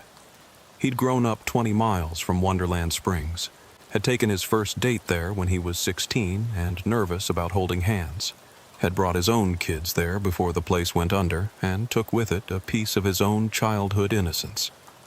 Like thousands of other Central Florida families, the Mitchells had memories tied up in those rusted rides and overgrown walkways. Brandon could still remember the excitement of summer visits, the way his heart would pound as they approached the entrance gates, the smell of cotton candy and funnel cakes that made everything seem magical and possible. Those had been simpler times, before he'd learned what kinds of monsters could hide behind employee uniforms and friendly smiles.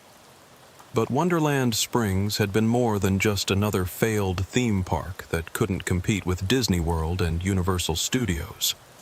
In its final years of operation, the place had developed a reputation that made parents nervous and kept attendance numbers declining steadily, despite increasingly desperate marketing campaigns and discount promotions.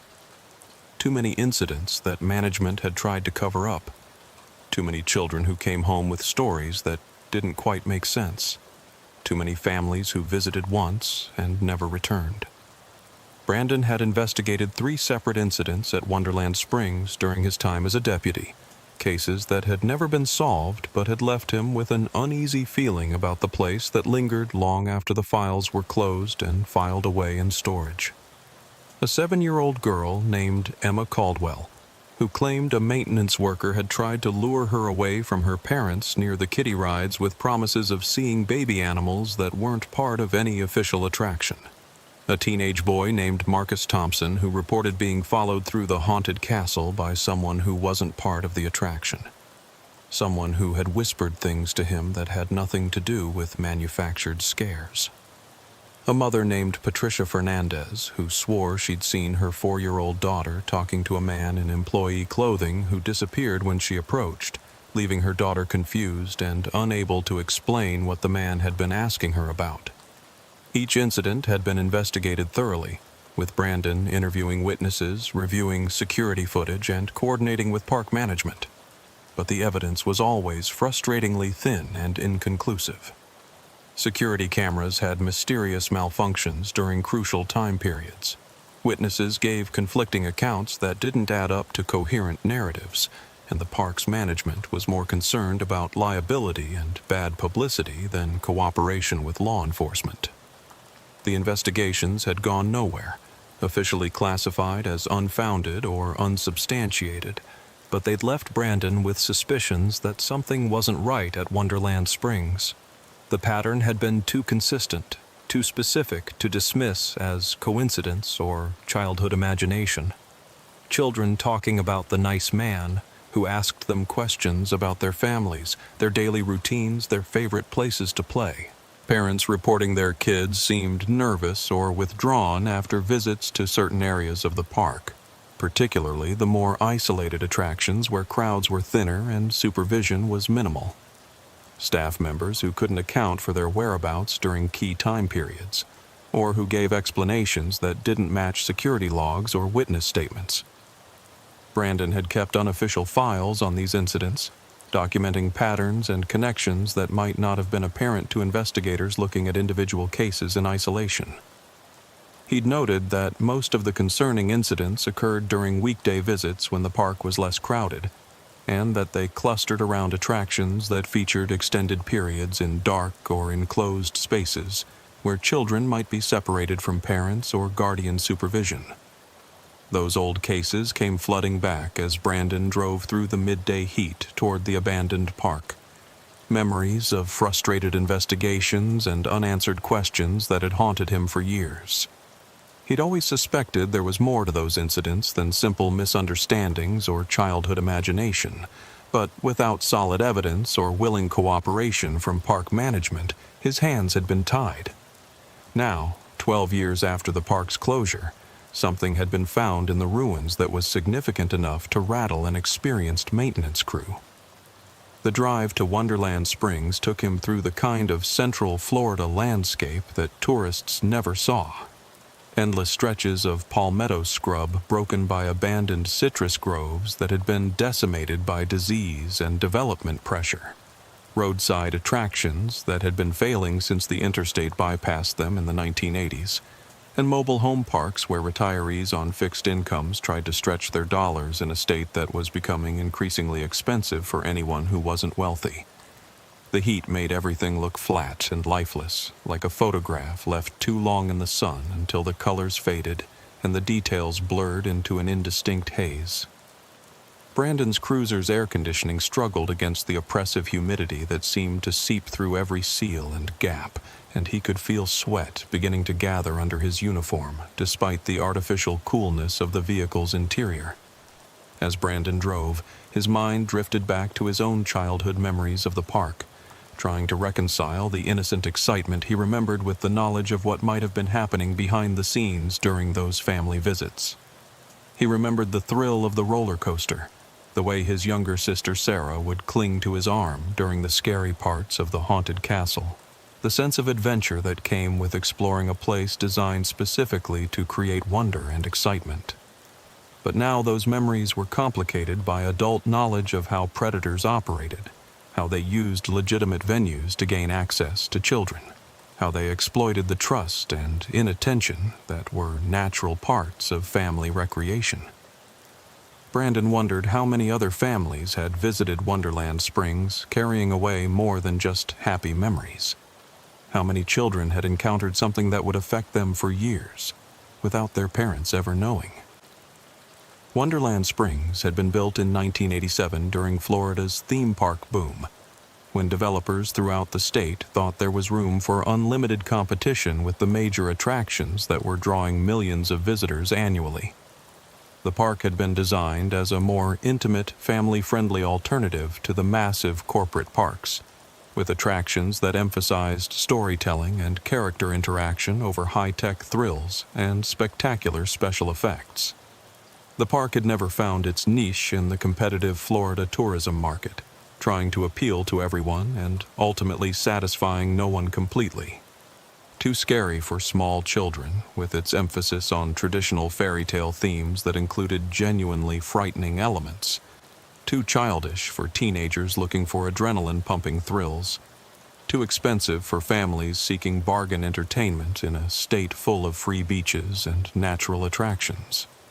Financial problems had plagued Wonderland Springs almost from its opening day, as attendance figures consistently fell short of optimistic projections and operating costs proved higher than expected.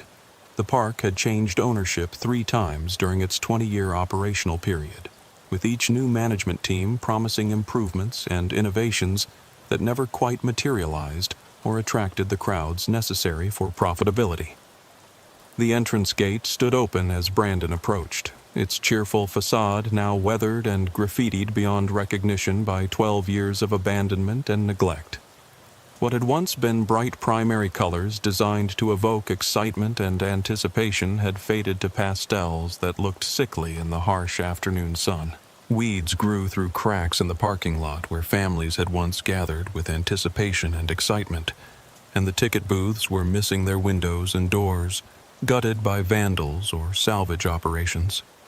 Spanish moss draped the entrance archway like funeral bunting, and the silence was broken only by the distant hum of highway traffic and the occasional call of a crow or the rustle of small animals that had claimed the ruins as their territory. The absence of human voices, the laughter of children, the chatter of families, the mechanical sounds of operating rides, made the place feel genuinely haunted in ways its designers had never intended.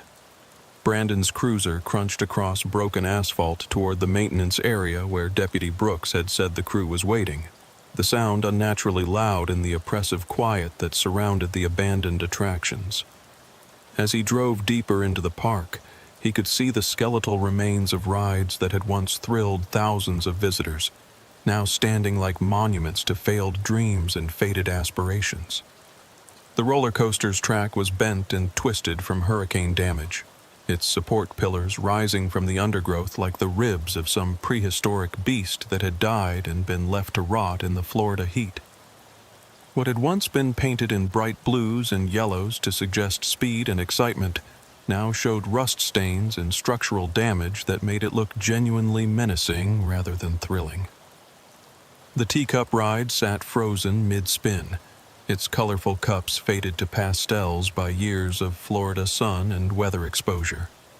The carousel horses stood like sentinels, their painted eyes staring blindly across the abandoned midway where grass pushed up through concrete and vines reclaimed what man had built with such optimism and ambition. Nature was slowly erasing the evidence of human dreams and failures, returning the land to the wild state it had been before developers arrived with their plans and promises. Each abandoned attraction told a story of hopes that had been crushed by economic reality and changing consumer preferences. The Ferris wheel leaned at a dangerous angle, its cars hanging like broken teeth from a damaged jaw. The funhouse mirrors lay shattered on the ground, reflecting nothing but scattered fragments of sky and vegetation.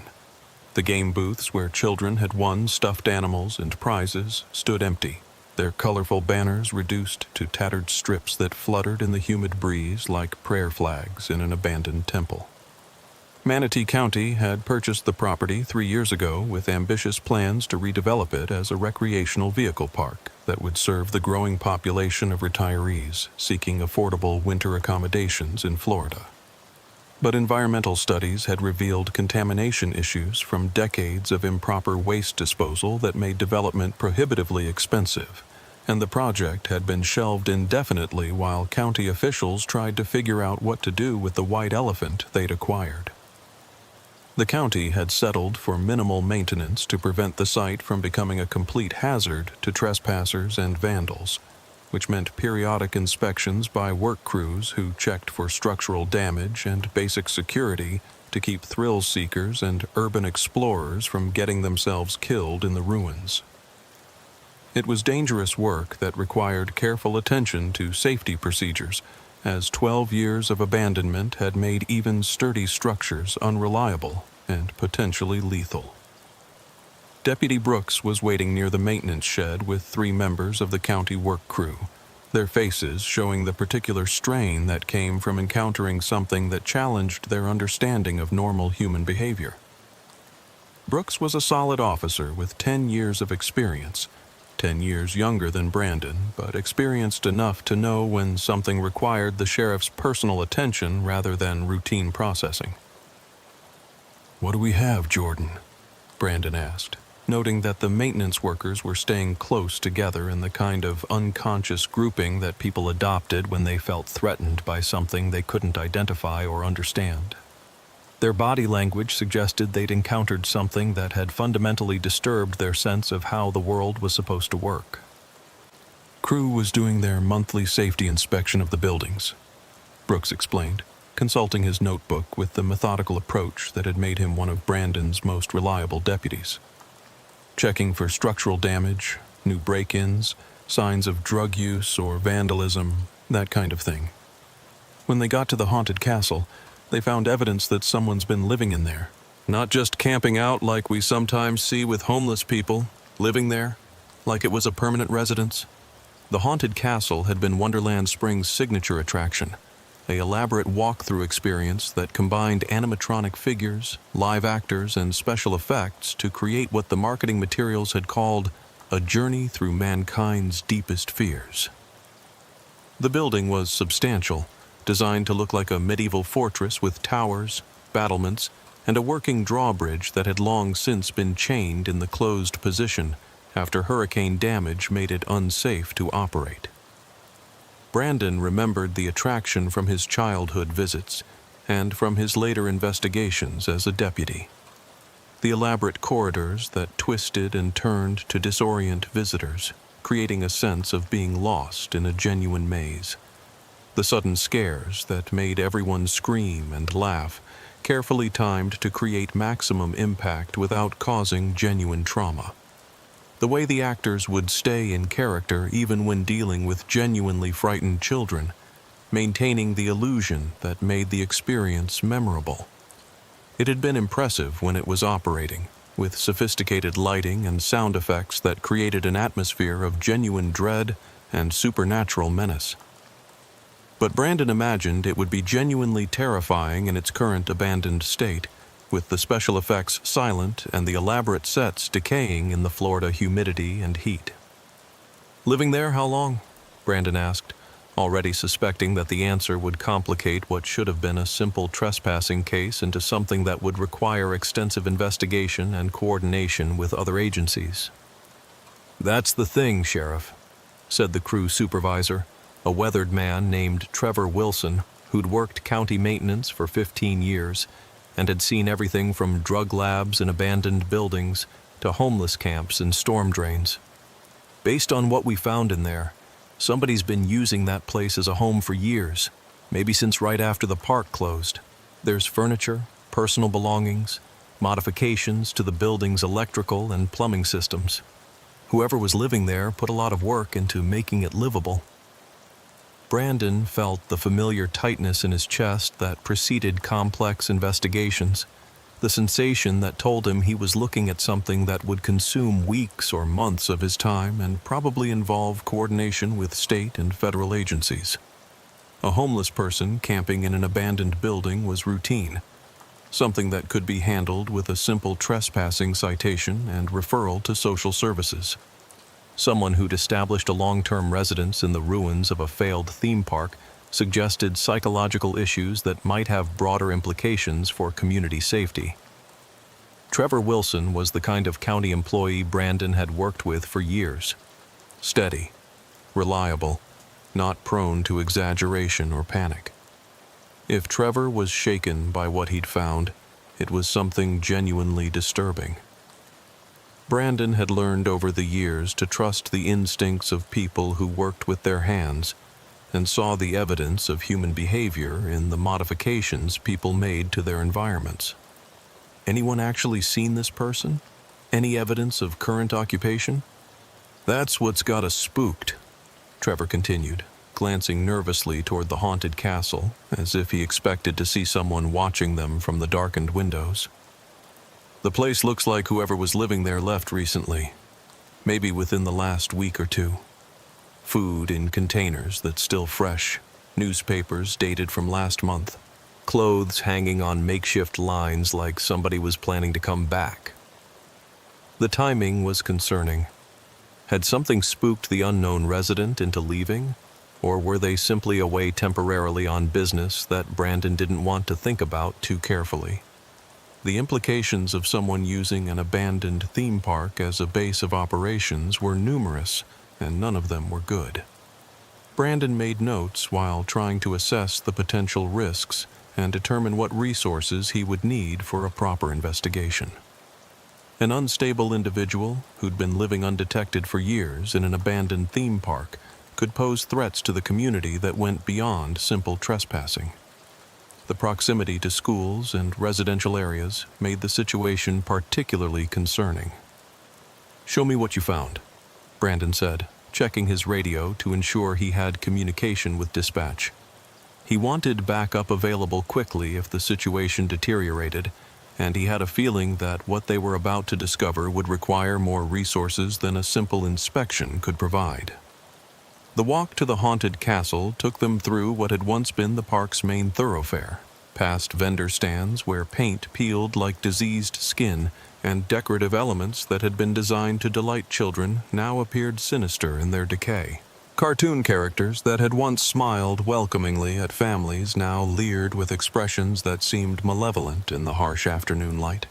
Their bright colors faded to sickly pastels that suggested disease and corruption. The afternoon heat was oppressive, made worse by the lack of shade and the way the abandoned buildings seemed to trap and reflect the sun's energy like a solar oven. Brandon could feel sweat gathering under his uniform despite the relatively short walk, and he wondered how anyone could have chosen to live in this environment year-round without air conditioning or proper ventilation. Brandon noticed details that spoke to the park's final desperate years. Hastily patched concrete where settlement had caused cracks, cheap repairs that hadn't been built to last more than a season or two, signs of deferred maintenance that suggested financial troubles long before the hurricane provided the final excuse for closure. He'd seen the same patterns at other failed businesses throughout Central Florida, dreams that couldn't survive the reality of competition and changing consumer preferences. The Midway's silence was almost oppressive after years of conditioning to associate such places with crowds, music, and the sounds of mechanical rides. Brandon found himself listening for the echoes of children's laughter or the mechanical whir of carnival games. But there was only the whisper of wind through broken structures and the distant buzz of insects that had claimed the ruins as their own territory. Weeds grew through cracks in the walkways where thousands of families had once strolled with anticipation and excitement, and vines had begun to reclaim the artificial landscapes that had been designed to transport visitors to fantasy worlds of adventure and wonder. Nature was patient but relentless, slowly erasing the evidence of human ambition and returning the land to its natural state. The haunted castle loomed ahead of them, its artificial weathering now supplemented by genuine decay that made it look more authentically medieval than it ever had during operation. Vines had covered much of the exterior walls, and several windows were missing glass, giving the structure the appearance of dead eyes staring out over the ruined park with malevolent intelligence. The building's design had been impressive in its heyday. Battlements that cast dramatic shadows, towers that rose above the surrounding structures to create an imposing silhouette. Architectural details that had been crafted by skilled artisans to evoke genuine medieval fortresses. Now, with paint peeling and stonework crumbling, it looked like something from a genuine ghost story rather than a manufactured entertainment experience. The entrance to the attraction had been secured with county locks after the park's closure, heavy-duty hardware designed to keep out vandals and trespassers. But Trevor led them around to a service door that had been carefully modified to provide access while appearing undisturbed from the outside. The lock had been replaced with one that looked identical to the county's standard security hardware, but closer inspection revealed subtle differences that suggested sophisticated lockpicking skills or inside knowledge of county procedures. "Whoever did this knew what they were doing," Brandon observed, examining the modified entrance with the eye of someone who'd spent years investigating break-ins and security violations. "This isn't random vandalism or desperate shelter-seeking. This shows planning and technical skill." The lock replacement was so expertly done that it would have passed casual inspection by anyone not specifically looking for signs of tampering. Only the slight differences in manufacturing marks and hardware specifications revealed that it wasn't the original county lock. Whoever had done this work had access to specialized tools and knowledge of security systems that suggested either professional training or extensive criminal experience. Trevor nodded grimly, his expression showing the unease that came from realizing that someone had been systematically defeating security measures designed to protect county property. "That's what worried us. We've dealt with homeless camps and drug users in abandoned buildings before. This is different. This is someone who took time to study how we secure these places and figured out how to beat our systems without us knowing."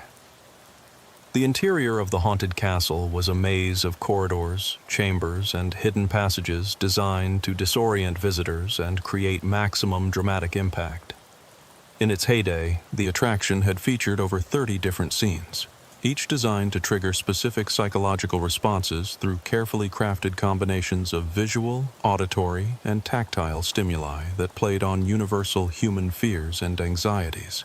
Now, with the power off and the special effects silent, the building felt genuinely haunted in ways its designers had never intended. Emergency lighting provided minimal illumination that created deep shadows and visual distortions, casting shapes that seemed to move independently and creating the kind of atmosphere that made Brandon's hand drift unconsciously toward his service weapon. The original attraction's props remained in place throughout the corridors.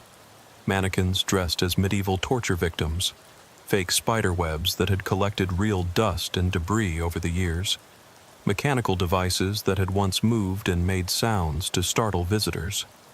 In the dim light and oppressive silence, these remnants of manufactured terror took on an authenticity that made Brandon's skin crawl and his nerves tense with anticipation of genuine danger.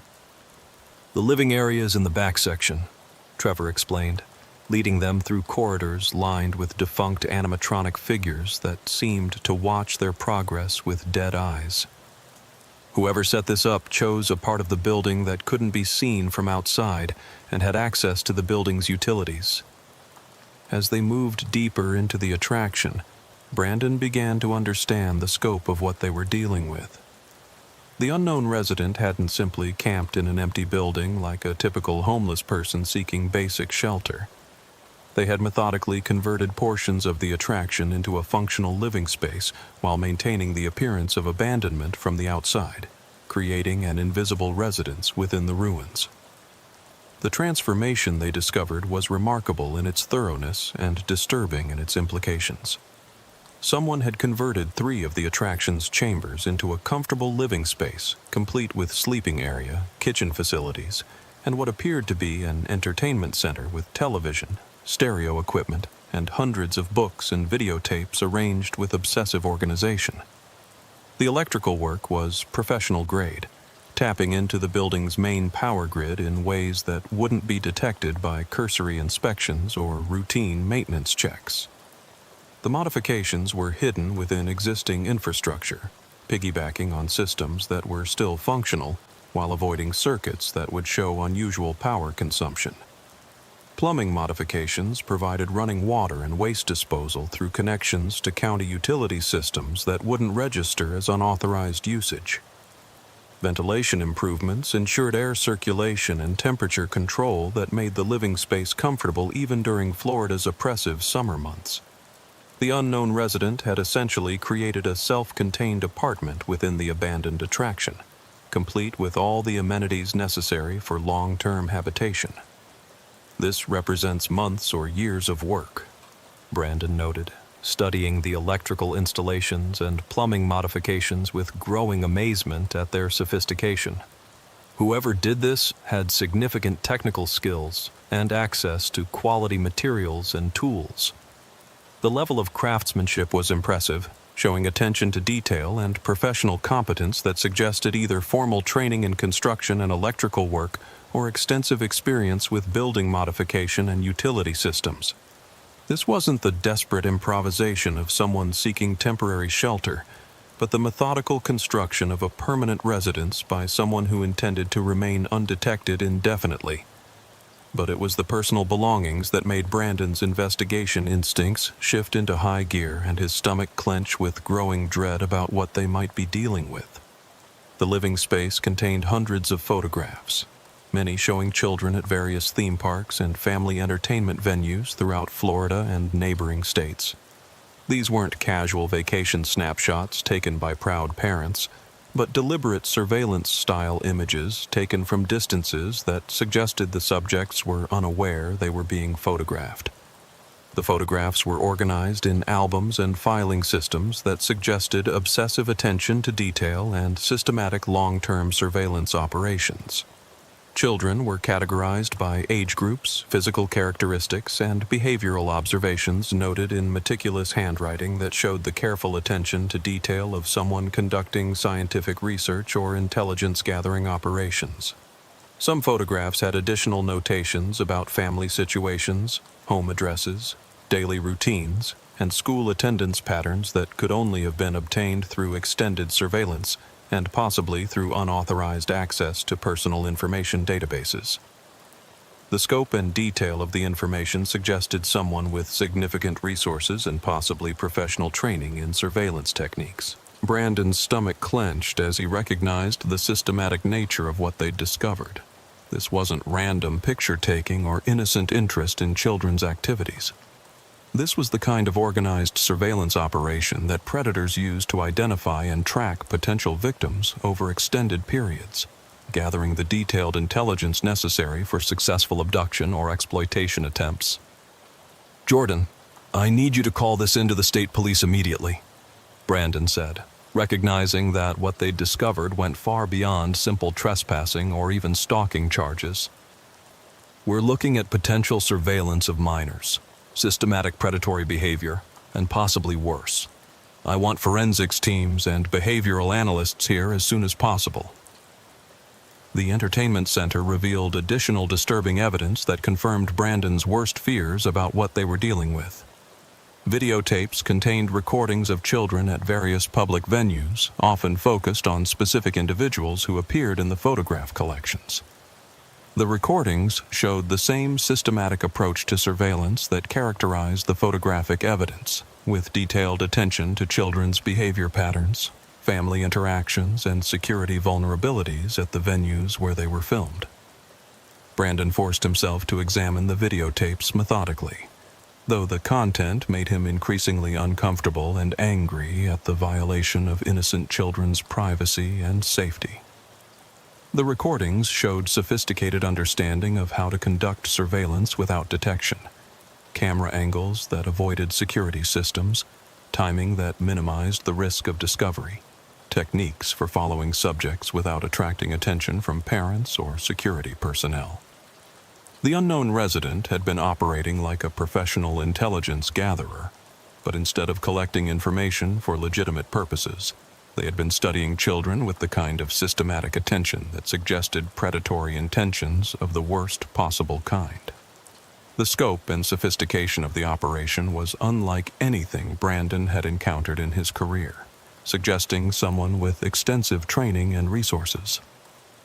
Brandon found journals that documented the unknown resident's activities over several years, written in the precise handwriting of someone accustomed to detailed record-keeping and systematic documentation.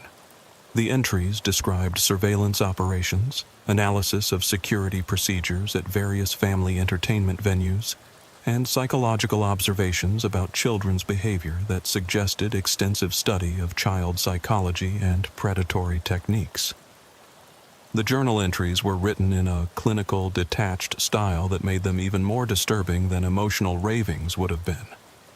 The author described children like a scientist studying laboratory specimens, noting their responses to various stimuli and analyzing their vulnerability to different approaches with the cold objectivity of someone conducting research rather than planning crimes. Most disturbing were entries that described specific children in terms that suggested the writer viewed them as potential targets for activities that weren't explicitly described but were clearly predatory in nature. The journals contained detailed information about dozens of children, including their names, home addresses, family situations, daily routines, and behavioral patterns that could only have been obtained through extensive surveillance and possibly through unauthorized access to school and medical records. One journal entry particularly caught Brandon's attention, written in the same precise handwriting but with an undercurrent of excitement that suggested escalating behavior. Subject 23 shows typical patterns of trust in authority figures. Parents frequently distracted during venue visits, minimal supervision in areas away from main attractions. Security protocols at location appear insufficient for preventing isolated contact. Recommend continued observation to identify optimal approach timing. The clinical language couldn't disguise the predatory intent behind the observations, and Brandon felt his anger rising as he realized he was reading the notes of someone who had been systematically studying children with the intention of exploiting their innocence and vulnerability. The level of detail and planning suggested someone who had been developing these capabilities over an extended period. "Sheriff," Deputy Brooks called from across the living area, his voice tight with tension. "You need to see this." He was standing near a desk area where the unknown resident had apparently conducted research and planning activities. The desk was covered with maps of Central Florida marked with locations of schools, parks, playgrounds, and family entertainment venues throughout the region.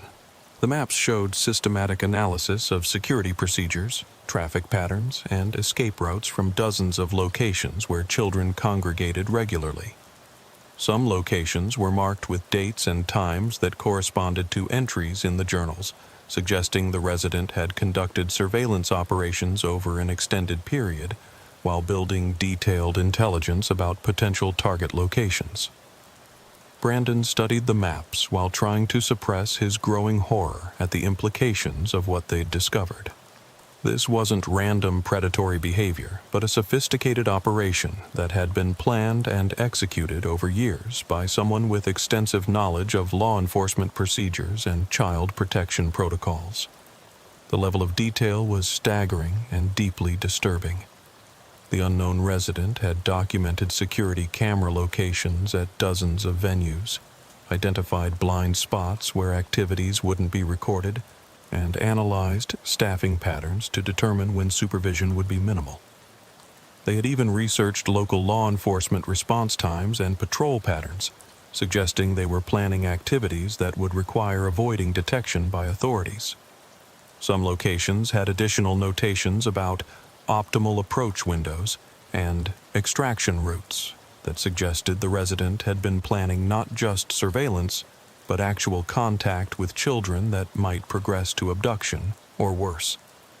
The systematic nature of the planning was terrifying in its implications for child safety throughout the region.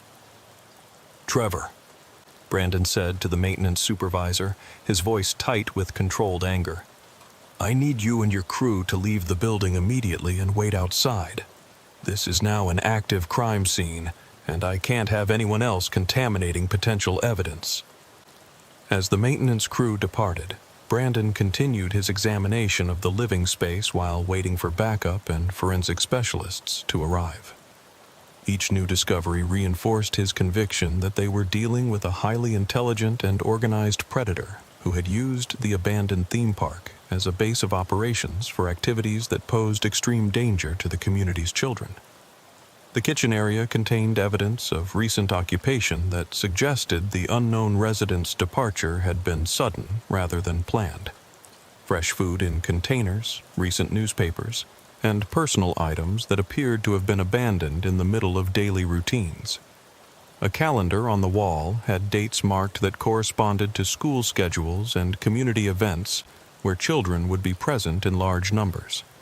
Brandon noticed that several of the marked dates were in the near future, suggesting the unknown resident had been planning additional surveillance operations or possibly more direct contact with potential victims. The timing of their departure from the haunted castle might be related to specific planned activities rather than random circumstances, which raised urgent questions about where they had gone and what they might be planning. Brandon's radio crackled with updates from dispatch as state police investigators prepared to respond to the scene. The Florida Department of Law Enforcement was coordinating resources for what was clearly going to be a major investigation with potential connections to other cases throughout the state and region. FBI specialists who dealt with crimes against children were being contacted, and Brandon knew that within hours the abandoned theme park would be crawling with federal agents and forensic specialists. The scope of what they'd discovered suggested connections to other cases and possibly to networks of predators operating throughout the Southeast. The bedroom area revealed additional disturbing evidence that confirmed the predatory nature of the operation. Children's clothing and toys were carefully arranged in ways that suggested they held particular significance for the unknown resident. Some items appeared to be souvenirs or trophies, possibly taken from encounters with children that had escalated beyond surveillance into direct contact, or worse. Brandon photographed everything while maintaining careful documentation of the scene's condition and the location of each piece of evidence. His years of experience had taught him that cases like this often involved activities in multiple jurisdictions, and thorough evidence collection would be crucial for successful prosecution and for identifying other potential victims who might need protection or treatment. A small alcove off the bedroom contained what appeared to be a shrine dedicated to specific children whose photographs were displayed prominently alongside personal items and detailed written observations. These seemed to be the unknown resident's primary targets, children who had been selected for special attention based on criteria that weren't immediately obvious but probably related to their vulnerability and accessibility. The bathroom contained personal hygiene items and medications that could provide important clues about the resident's identity and psychological condition. Prescription bottles with names that had been deliberately obscured might yield fingerprints or other forensic evidence that could help identify the individual responsible for the elaborate surveillance operation. As Brandon waited for the forensic team's arrival, he studied the journals more carefully, looking for patterns that might help predict where the unknown resident had gone or what they might be planning next.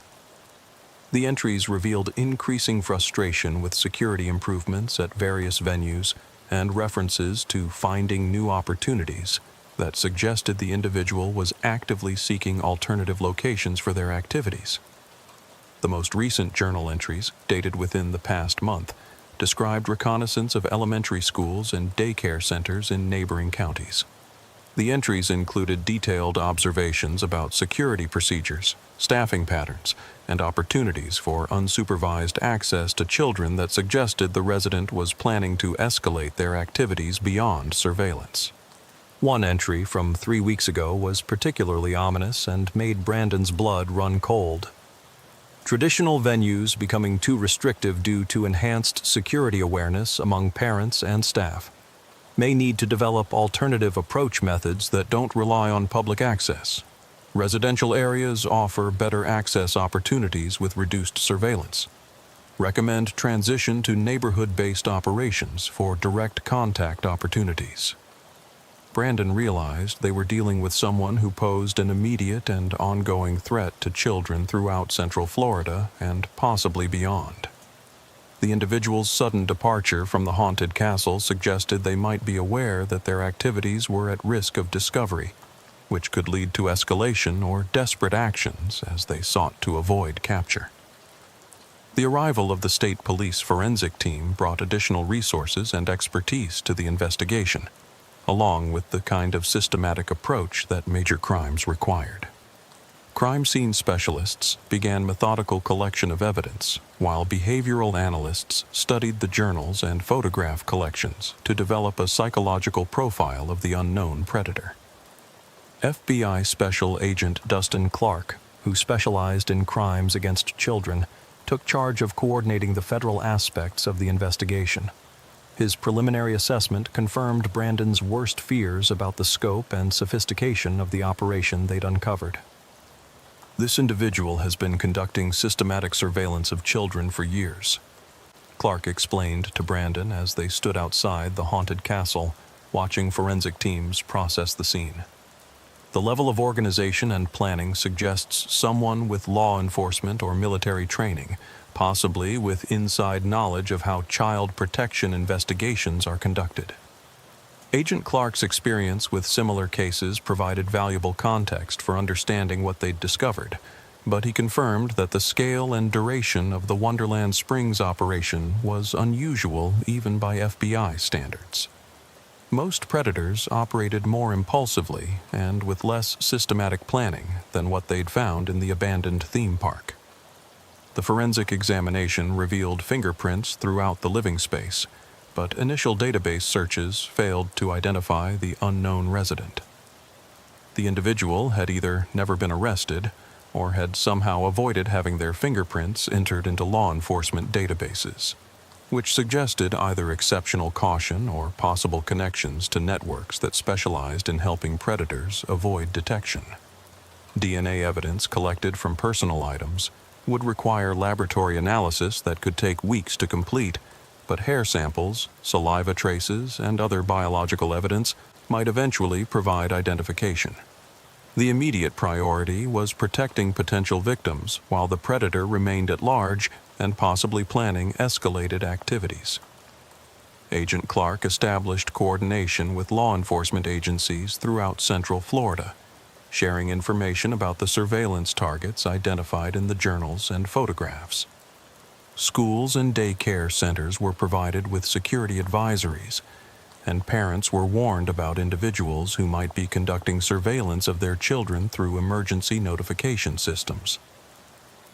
The investigation expanded to include examination of similar abandoned properties throughout the region.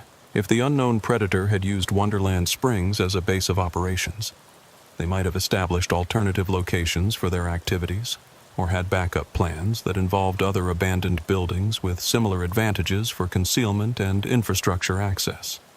Brandon coordinated the local aspects of the investigation while working with federal agents to understand the broader implications of what they'd discovered. The sophistication of the operation suggested the individual might be connected to other predators, or might have been operating in multiple locations over an extended period, possibly as part of a larger network that specialized in child exploitation and surveillance. The journals contained references to others who understand and people who share similar interests, suggesting the possibility of communication or coordination with other individuals involved in predatory activities. Some entries described meetings or communications with other people, though the references were coded in ways that made identification difficult without additional context or investigation. The photograph collections included images taken at theme parks and entertainment venues throughout the southeastern United States, suggesting the individual had traveled extensively in pursuit of surveillance targets. Some photographs showed children at locations hundreds of miles from Central Florida, indicating the scope of the operation extended far beyond Brandon's jurisdiction and possibly into multiple states. Agent Clark's analysis of the surveillance methods revealed sophisticated techniques that suggested professional training or extensive study of law enforcement procedures. The individual knew how to avoid security cameras, conduct surveillance without attracting attention, and gather detailed information about targets without triggering protective responses from parents or security personnel. The modifications to the haunted castle's infrastructure showed similar professional competence that impressed even the federal investigators. The electrical and plumbing work was expertly done, and the security modifications were sophisticated enough to avoid detection during routine inspections. The individual had essentially created an invisible base of operations in plain sight of law enforcement oversight. Brandon's investigation of the park's history revealed troubling connections to the incidents he'd investigated years earlier as a deputy. The timeline suggested the unknown predator had been using Wonderland Springs as a base of operations, even while the park was still in operation, possibly explaining the strange incidents that had contributed to the park's declining reputation and eventual closure. The realization that the predator had been operating for over a decade while avoiding detection raised disturbing questions about how many children might have been affected by their activities. The journals documented surveillance of hundreds of children, but the references to special opportunities and close encounters suggested some interactions had progressed beyond mere observation. One journal entry from several years earlier provided chilling insight into the predator's escalating behavior and made Brandon's investigation of those old cases take on new significance. Direct contact achieved with Subject 47 during park visit. Child responded positively to friendly employee approach. Family distraction provided 15-minute window for extended conversation away from attraction area. Gathered detailed information about home situation and daily routines. Recommend follow-up surveillance at residential location. Brandon realized with growing horror that the incidents he'd investigated as a deputy might have been just the tip of the iceberg. Cases where children or parents had been alert enough to recognize that something wasn't right. How many other encounters had gone unreported because children didn't understand what was happening or were too intimidated to tell their parents about conversations with friendly park employees? Brandon worked with victim advocacy specialists to develop procedures for identifying and supporting children who might have been affected by the predator's activities. The process was complicated by the extended timeline and the possibility that some victims might not remember encounters that had occurred years earlier when they were very young, or might have suppressed memories of experiences that had made them uncomfortable. The task of identifying potential victims was daunting, given the scope of the surveillance operation. The photograph collections contained images of hundreds of children taken over several years at dozens of locations throughout the Southeast. Many of the children would now be teenagers or young adults, and contacting them would require careful coordination with their families and consideration of the psychological impact of learning they had been targeted by a predator. The media attention surrounding the investigation created additional challenges for law enforcement efforts.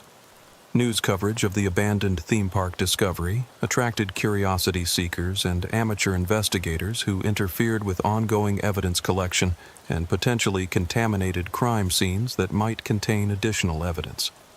Brandon established security perimeters around Wonderland Springs and other locations connected to the investigation, but the remote nature of many sites made complete security impossible. The publicity also raised concerns that the unknown predator might alter their behavior or flee the area to avoid capture, potentially putting children in other jurisdictions at risk. The psychological profile developed by FBI behavioral analysts described an individual with sophisticated understanding of child psychology and predatory techniques.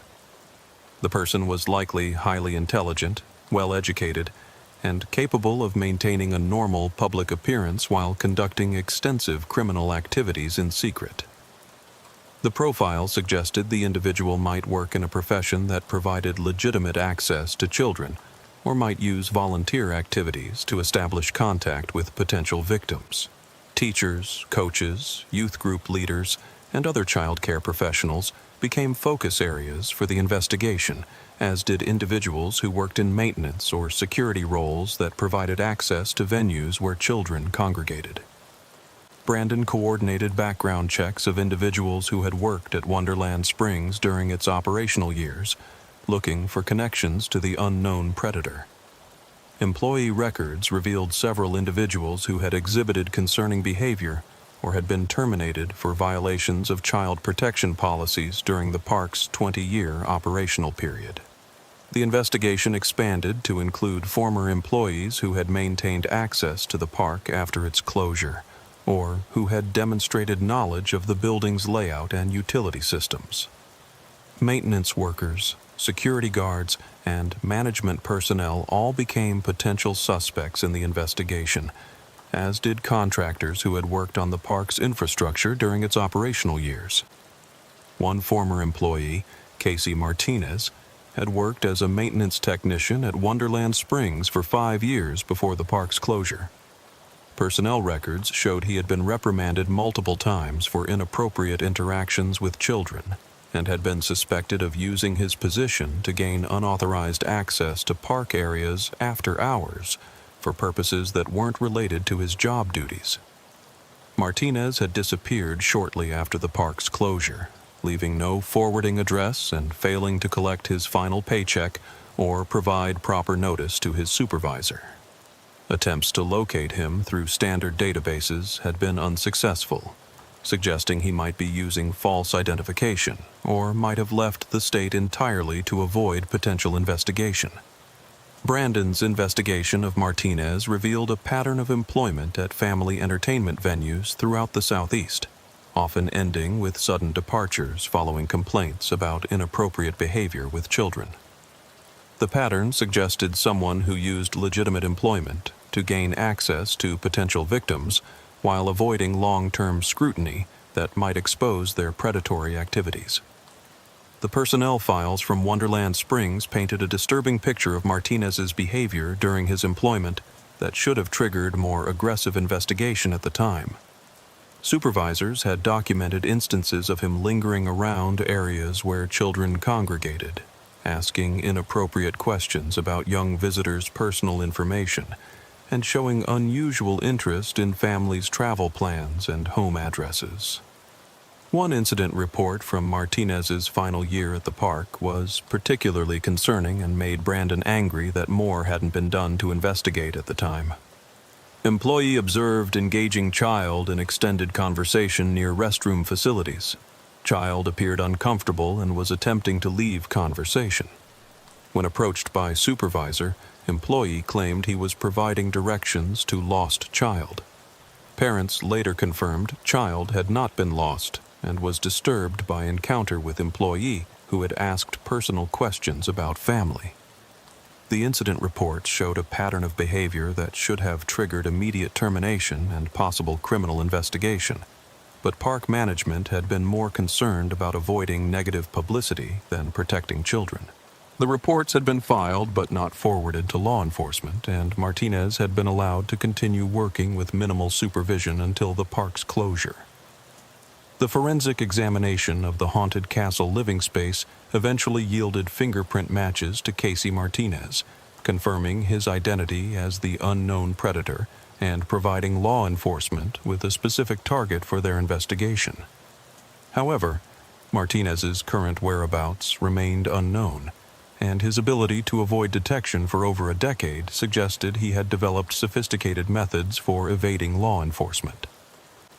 FBI databases revealed that Martinez had been using multiple false identities to obtain employment at various entertainment venues throughout the Southeast, each time abandoning the identity when suspicions arose about his activities. The sophisticated identity fraud suggested extensive planning and possibly assistance from others involved in similar criminal activities, or from networks that specialized in helping fugitives avoid detection. The investigation expanded to include examination of entertainment venues where Martinez had worked under his various false identities. Law enforcement agencies in multiple states began reviewing unsolved cases involving missing children or reports of inappropriate behavior by employees or volunteers, looking for patterns that might connect to Martinez's activities. Brandon worked with federal agents to develop strategies for locating Martinez while protecting potential victims at venues where he might seek employment. The challenge was complicated by his demonstrated ability to assume false identities and his extensive knowledge of how background check procedures worked, allowing him to exploit weaknesses in hiring systems. The search for Martinez led investigators to a network of individuals who specialized in providing false identification documents to people seeking to avoid law enforcement detection. The network included corrupt government employees, document forgers, and facilitators who helped clients establish new identities in different states while maintaining plausible employment histories. The investigation revealed that Martinez had been receiving assistance from this network for over a decade, allowing him to maintain multiple identities simultaneously and avoid detection by law enforcement agencies. The sophistication of the operation suggested connections to organized crime or other criminal enterprises that required similar identity services for their operations. Brandon's coordination with federal agencies expanded to include investigation of the false identity network and its connections to other criminal activities. The network had provided services to individuals involved in drug trafficking, financial fraud, and other serious crimes, in addition to predators like Martinez who needed to avoid scrutiny for their activities. The scope of the investigation grew to encompass multiple federal agencies and law enforcement organizations throughout the southeastern United States. The connections between the false identity network and various criminal enterprises made the case a priority for agencies investigating organized crime and public corruption, in addition to child exploitation. 6 months after the discovery at Wonderland Springs, investigators finally located Casey Martinez at a water park in South Carolina where he had been working under another false identity as a maintenance supervisor. His arrest was coordinated with local law enforcement to minimize the risk of escape and ensure the safety of potential victims at the facility where he was employed. Martinez's capture led to the discovery of additional evidence that revealed the full scope of his predatory activities over more than a decade. Storage units in multiple states contained surveillance equipment, additional photographs and videos of children, and documentation of planned activities that had been prevented by his arrest. The evidence collected during the expanded investigation ultimately led to Martinez's conviction on federal charges related to surveillance and exploitation of minors, interstate transportation of child pornography, and identity fraud. His sentence of 35 years in federal prison ensured he would be unable to harm additional children for the remainder of his natural life. During his interrogation following arrest, Martinez revealed details about his methods and motivations that provided valuable intelligence for preventing similar operations. His confession confirmed that he had been using the Wonderland Springs location for over a decade, first while employed at the park and later as his primary base of operations for surveillance and planning activities. Martinez described how he had gradually established his hidden residence in the haunted castle, taking advantage of his maintenance access to modify the building's systems without detection. He had carefully studied the park's security procedures and county inspection routines to ensure his presence would remain undetected while he pursued his predatory activities. Most disturbing was Martinez's revelation that he had made direct contact with dozens of children over the years, using his knowledge of their families and routines to approach them in settings where his presence wouldn't arouse suspicion. Many of these contacts had never been reported, leaving families unaware that their children had been targeted by a predator with sophisticated surveillance capabilities. The confession revealed that Martinez had used his position at various entertainment venues to gather intelligence about children and their families, building detailed profiles that he used to plan approaches and evaluate vulnerability. His systematic approach had allowed him to avoid detection while gradually escalating his predatory behavior over an extended period. The investigation's impact extended far beyond Martinez's conviction to include improved security procedures at family entertainment venues throughout the region. Background check procedures were enhanced to include more thorough verification of employment history and identity documentation, and employee monitoring systems were improved to detect suspicious behavior before it could escalate. Coordination between law enforcement agencies was strengthened to prevent similar operations from developing undetected across jurisdictional boundaries. Information sharing protocols were established to ensure that suspicious employment patterns or identity fraud activities would be flagged more quickly by investigators in different states. Brandon's role in the investigation earned him recognition from federal law enforcement agencies and led to his appointment as a liaison officer for crimes against children in Central Florida. His experience with the case made him valuable in training other law enforcement personnel to recognize signs of predatory surveillance and investigation techniques that could detect sophisticated criminal operations. The training programs Brandon developed emphasized the importance of thorough investigation of abandoned properties and systematic analysis of employment patterns at venues where children might be vulnerable.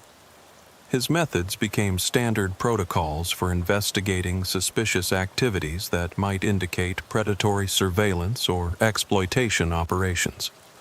Brandon's expertise in abandoned property investigations led to the discovery of similar operations in other locations throughout Florida and neighboring states. His techniques for recognizing signs of unauthorized long-term occupation and systematic modification of building infrastructure helped other law enforcement agencies identify criminal operations that had been operating undetected. The Wonderland Springs property was eventually demolished rather than developed, with the county determining that the site's association with criminal activities made it unsuitable for family-oriented recreational use. The demolition was symbolic of the community's commitment to protecting children from predators who might exploit abandoned properties for criminal purposes. The demolition also provided closure for families who had been affected by the investigation, allowing them to see concrete action being taken to prevent similar operations from being established in the future. The destruction of the buildings where Martinez had conducted his surveillance activities helped reduce the psychological impact on community members who had been disturbed by learning about the scope of his predatory behavior. Brandon's reflection on the case often focuses on the importance of thorough investigation of abandoned properties and the need for communities to maintain awareness of potential threats to children. The case demonstrated that sophisticated predators could operate undetected for years if law enforcement agencies failed to recognize the signs of their activities or coordinate effectively across jurisdictions. The lessons learned from the Wonderland Springs investigation became part of training programs for law enforcement officers throughout Florida and other states with similar abandoned entertainment venues. Brandon's experience helped develop protocols for investigating suspicious activities at abandoned properties and recognizing signs of predatory surveillance operations before they could claim victims. The case files from the investigation eventually filled over 40 boxes of evidence and documentation, representing one of the most comprehensive investigations of child predator activities ever conducted in Central Florida. The evidence collected helped solve additional cases in other jurisdictions and provided valuable intelligence about predator methods and network operations that assisted other investigations. Brandon continues to serve as sheriff of Manatee County, but his experience with the Wonderland Springs case fundamentally changed his approach to community safety and child protection. He maintains constant vigilance for signs of predatory activities and works closely with schools, daycare centers, and family entertainment venues to ensure proper security procedures are followed. The empty lot where Wonderland Springs once stood serves as a reminder of the importance of community awareness and law enforcement vigilance in protecting children from those who would exploit their innocence and vulnerability. Brandon visits the site occasionally, remembering the case that defined his career and reinforced his commitment to protecting the community's most vulnerable residents. The Wonderland Springs investigation revealed that childhood memories could be tainted by adult knowledge of evil that had lurked unseen in places designed for innocent joy. For Brandon and the entire community, the abandoned theme park would forever represent both the vulnerability of children and the responsibility of adults to protect them from predators who hide behind masks of normalcy and respectability. The case served as a permanent reminder that threats to children could emerge from unexpected sources and could operate undetected for years if communities and law enforcement agencies failed to maintain appropriate vigilance. The systematic nature of Martinez's operation demonstrated the importance of thorough background investigations and ongoing monitoring of individuals who worked with children in any capacity. Brandon's experience with the case influenced his approach to all subsequent investigations involving potential threats to children. He learned to look beyond obvious explanations and to consider the possibility that seemingly isolated incidents might be part of larger patterns of predatory behavior that required extensive investigation to fully understand and address. The Wonderland Springs case became a landmark investigation that influenced child protection policies and procedures throughout Florida and beyond. The methods developed during the investigation helped other law enforcement agencies recognize and respond to similar threats, potentially preventing countless children from becoming victims of predatory exploitation. For Brandon Mitchell, Sheriff of Manatee County, the abandoned theme park investigation represented both the darkest aspects of human nature and the importance of law enforcement's role in protecting society's most vulnerable members. The case reinforced his commitment to thorough investigation and community protection while demonstrating that even the most sophisticated criminal operations could be detected and disrupted through persistent effort and effective coordination between agencies. The legacy of the Wonderland Springs investigation continues to influence child protection efforts throughout the region, serving as a reminder that constant vigilance is required to protect children from those who would exploit their innocence for predatory purposes. Brandon's work on the case ensured that Casey Martinez's years of undetected predatory activity would not be repeated, providing a measure of justice for his victims and protection for future generations of children.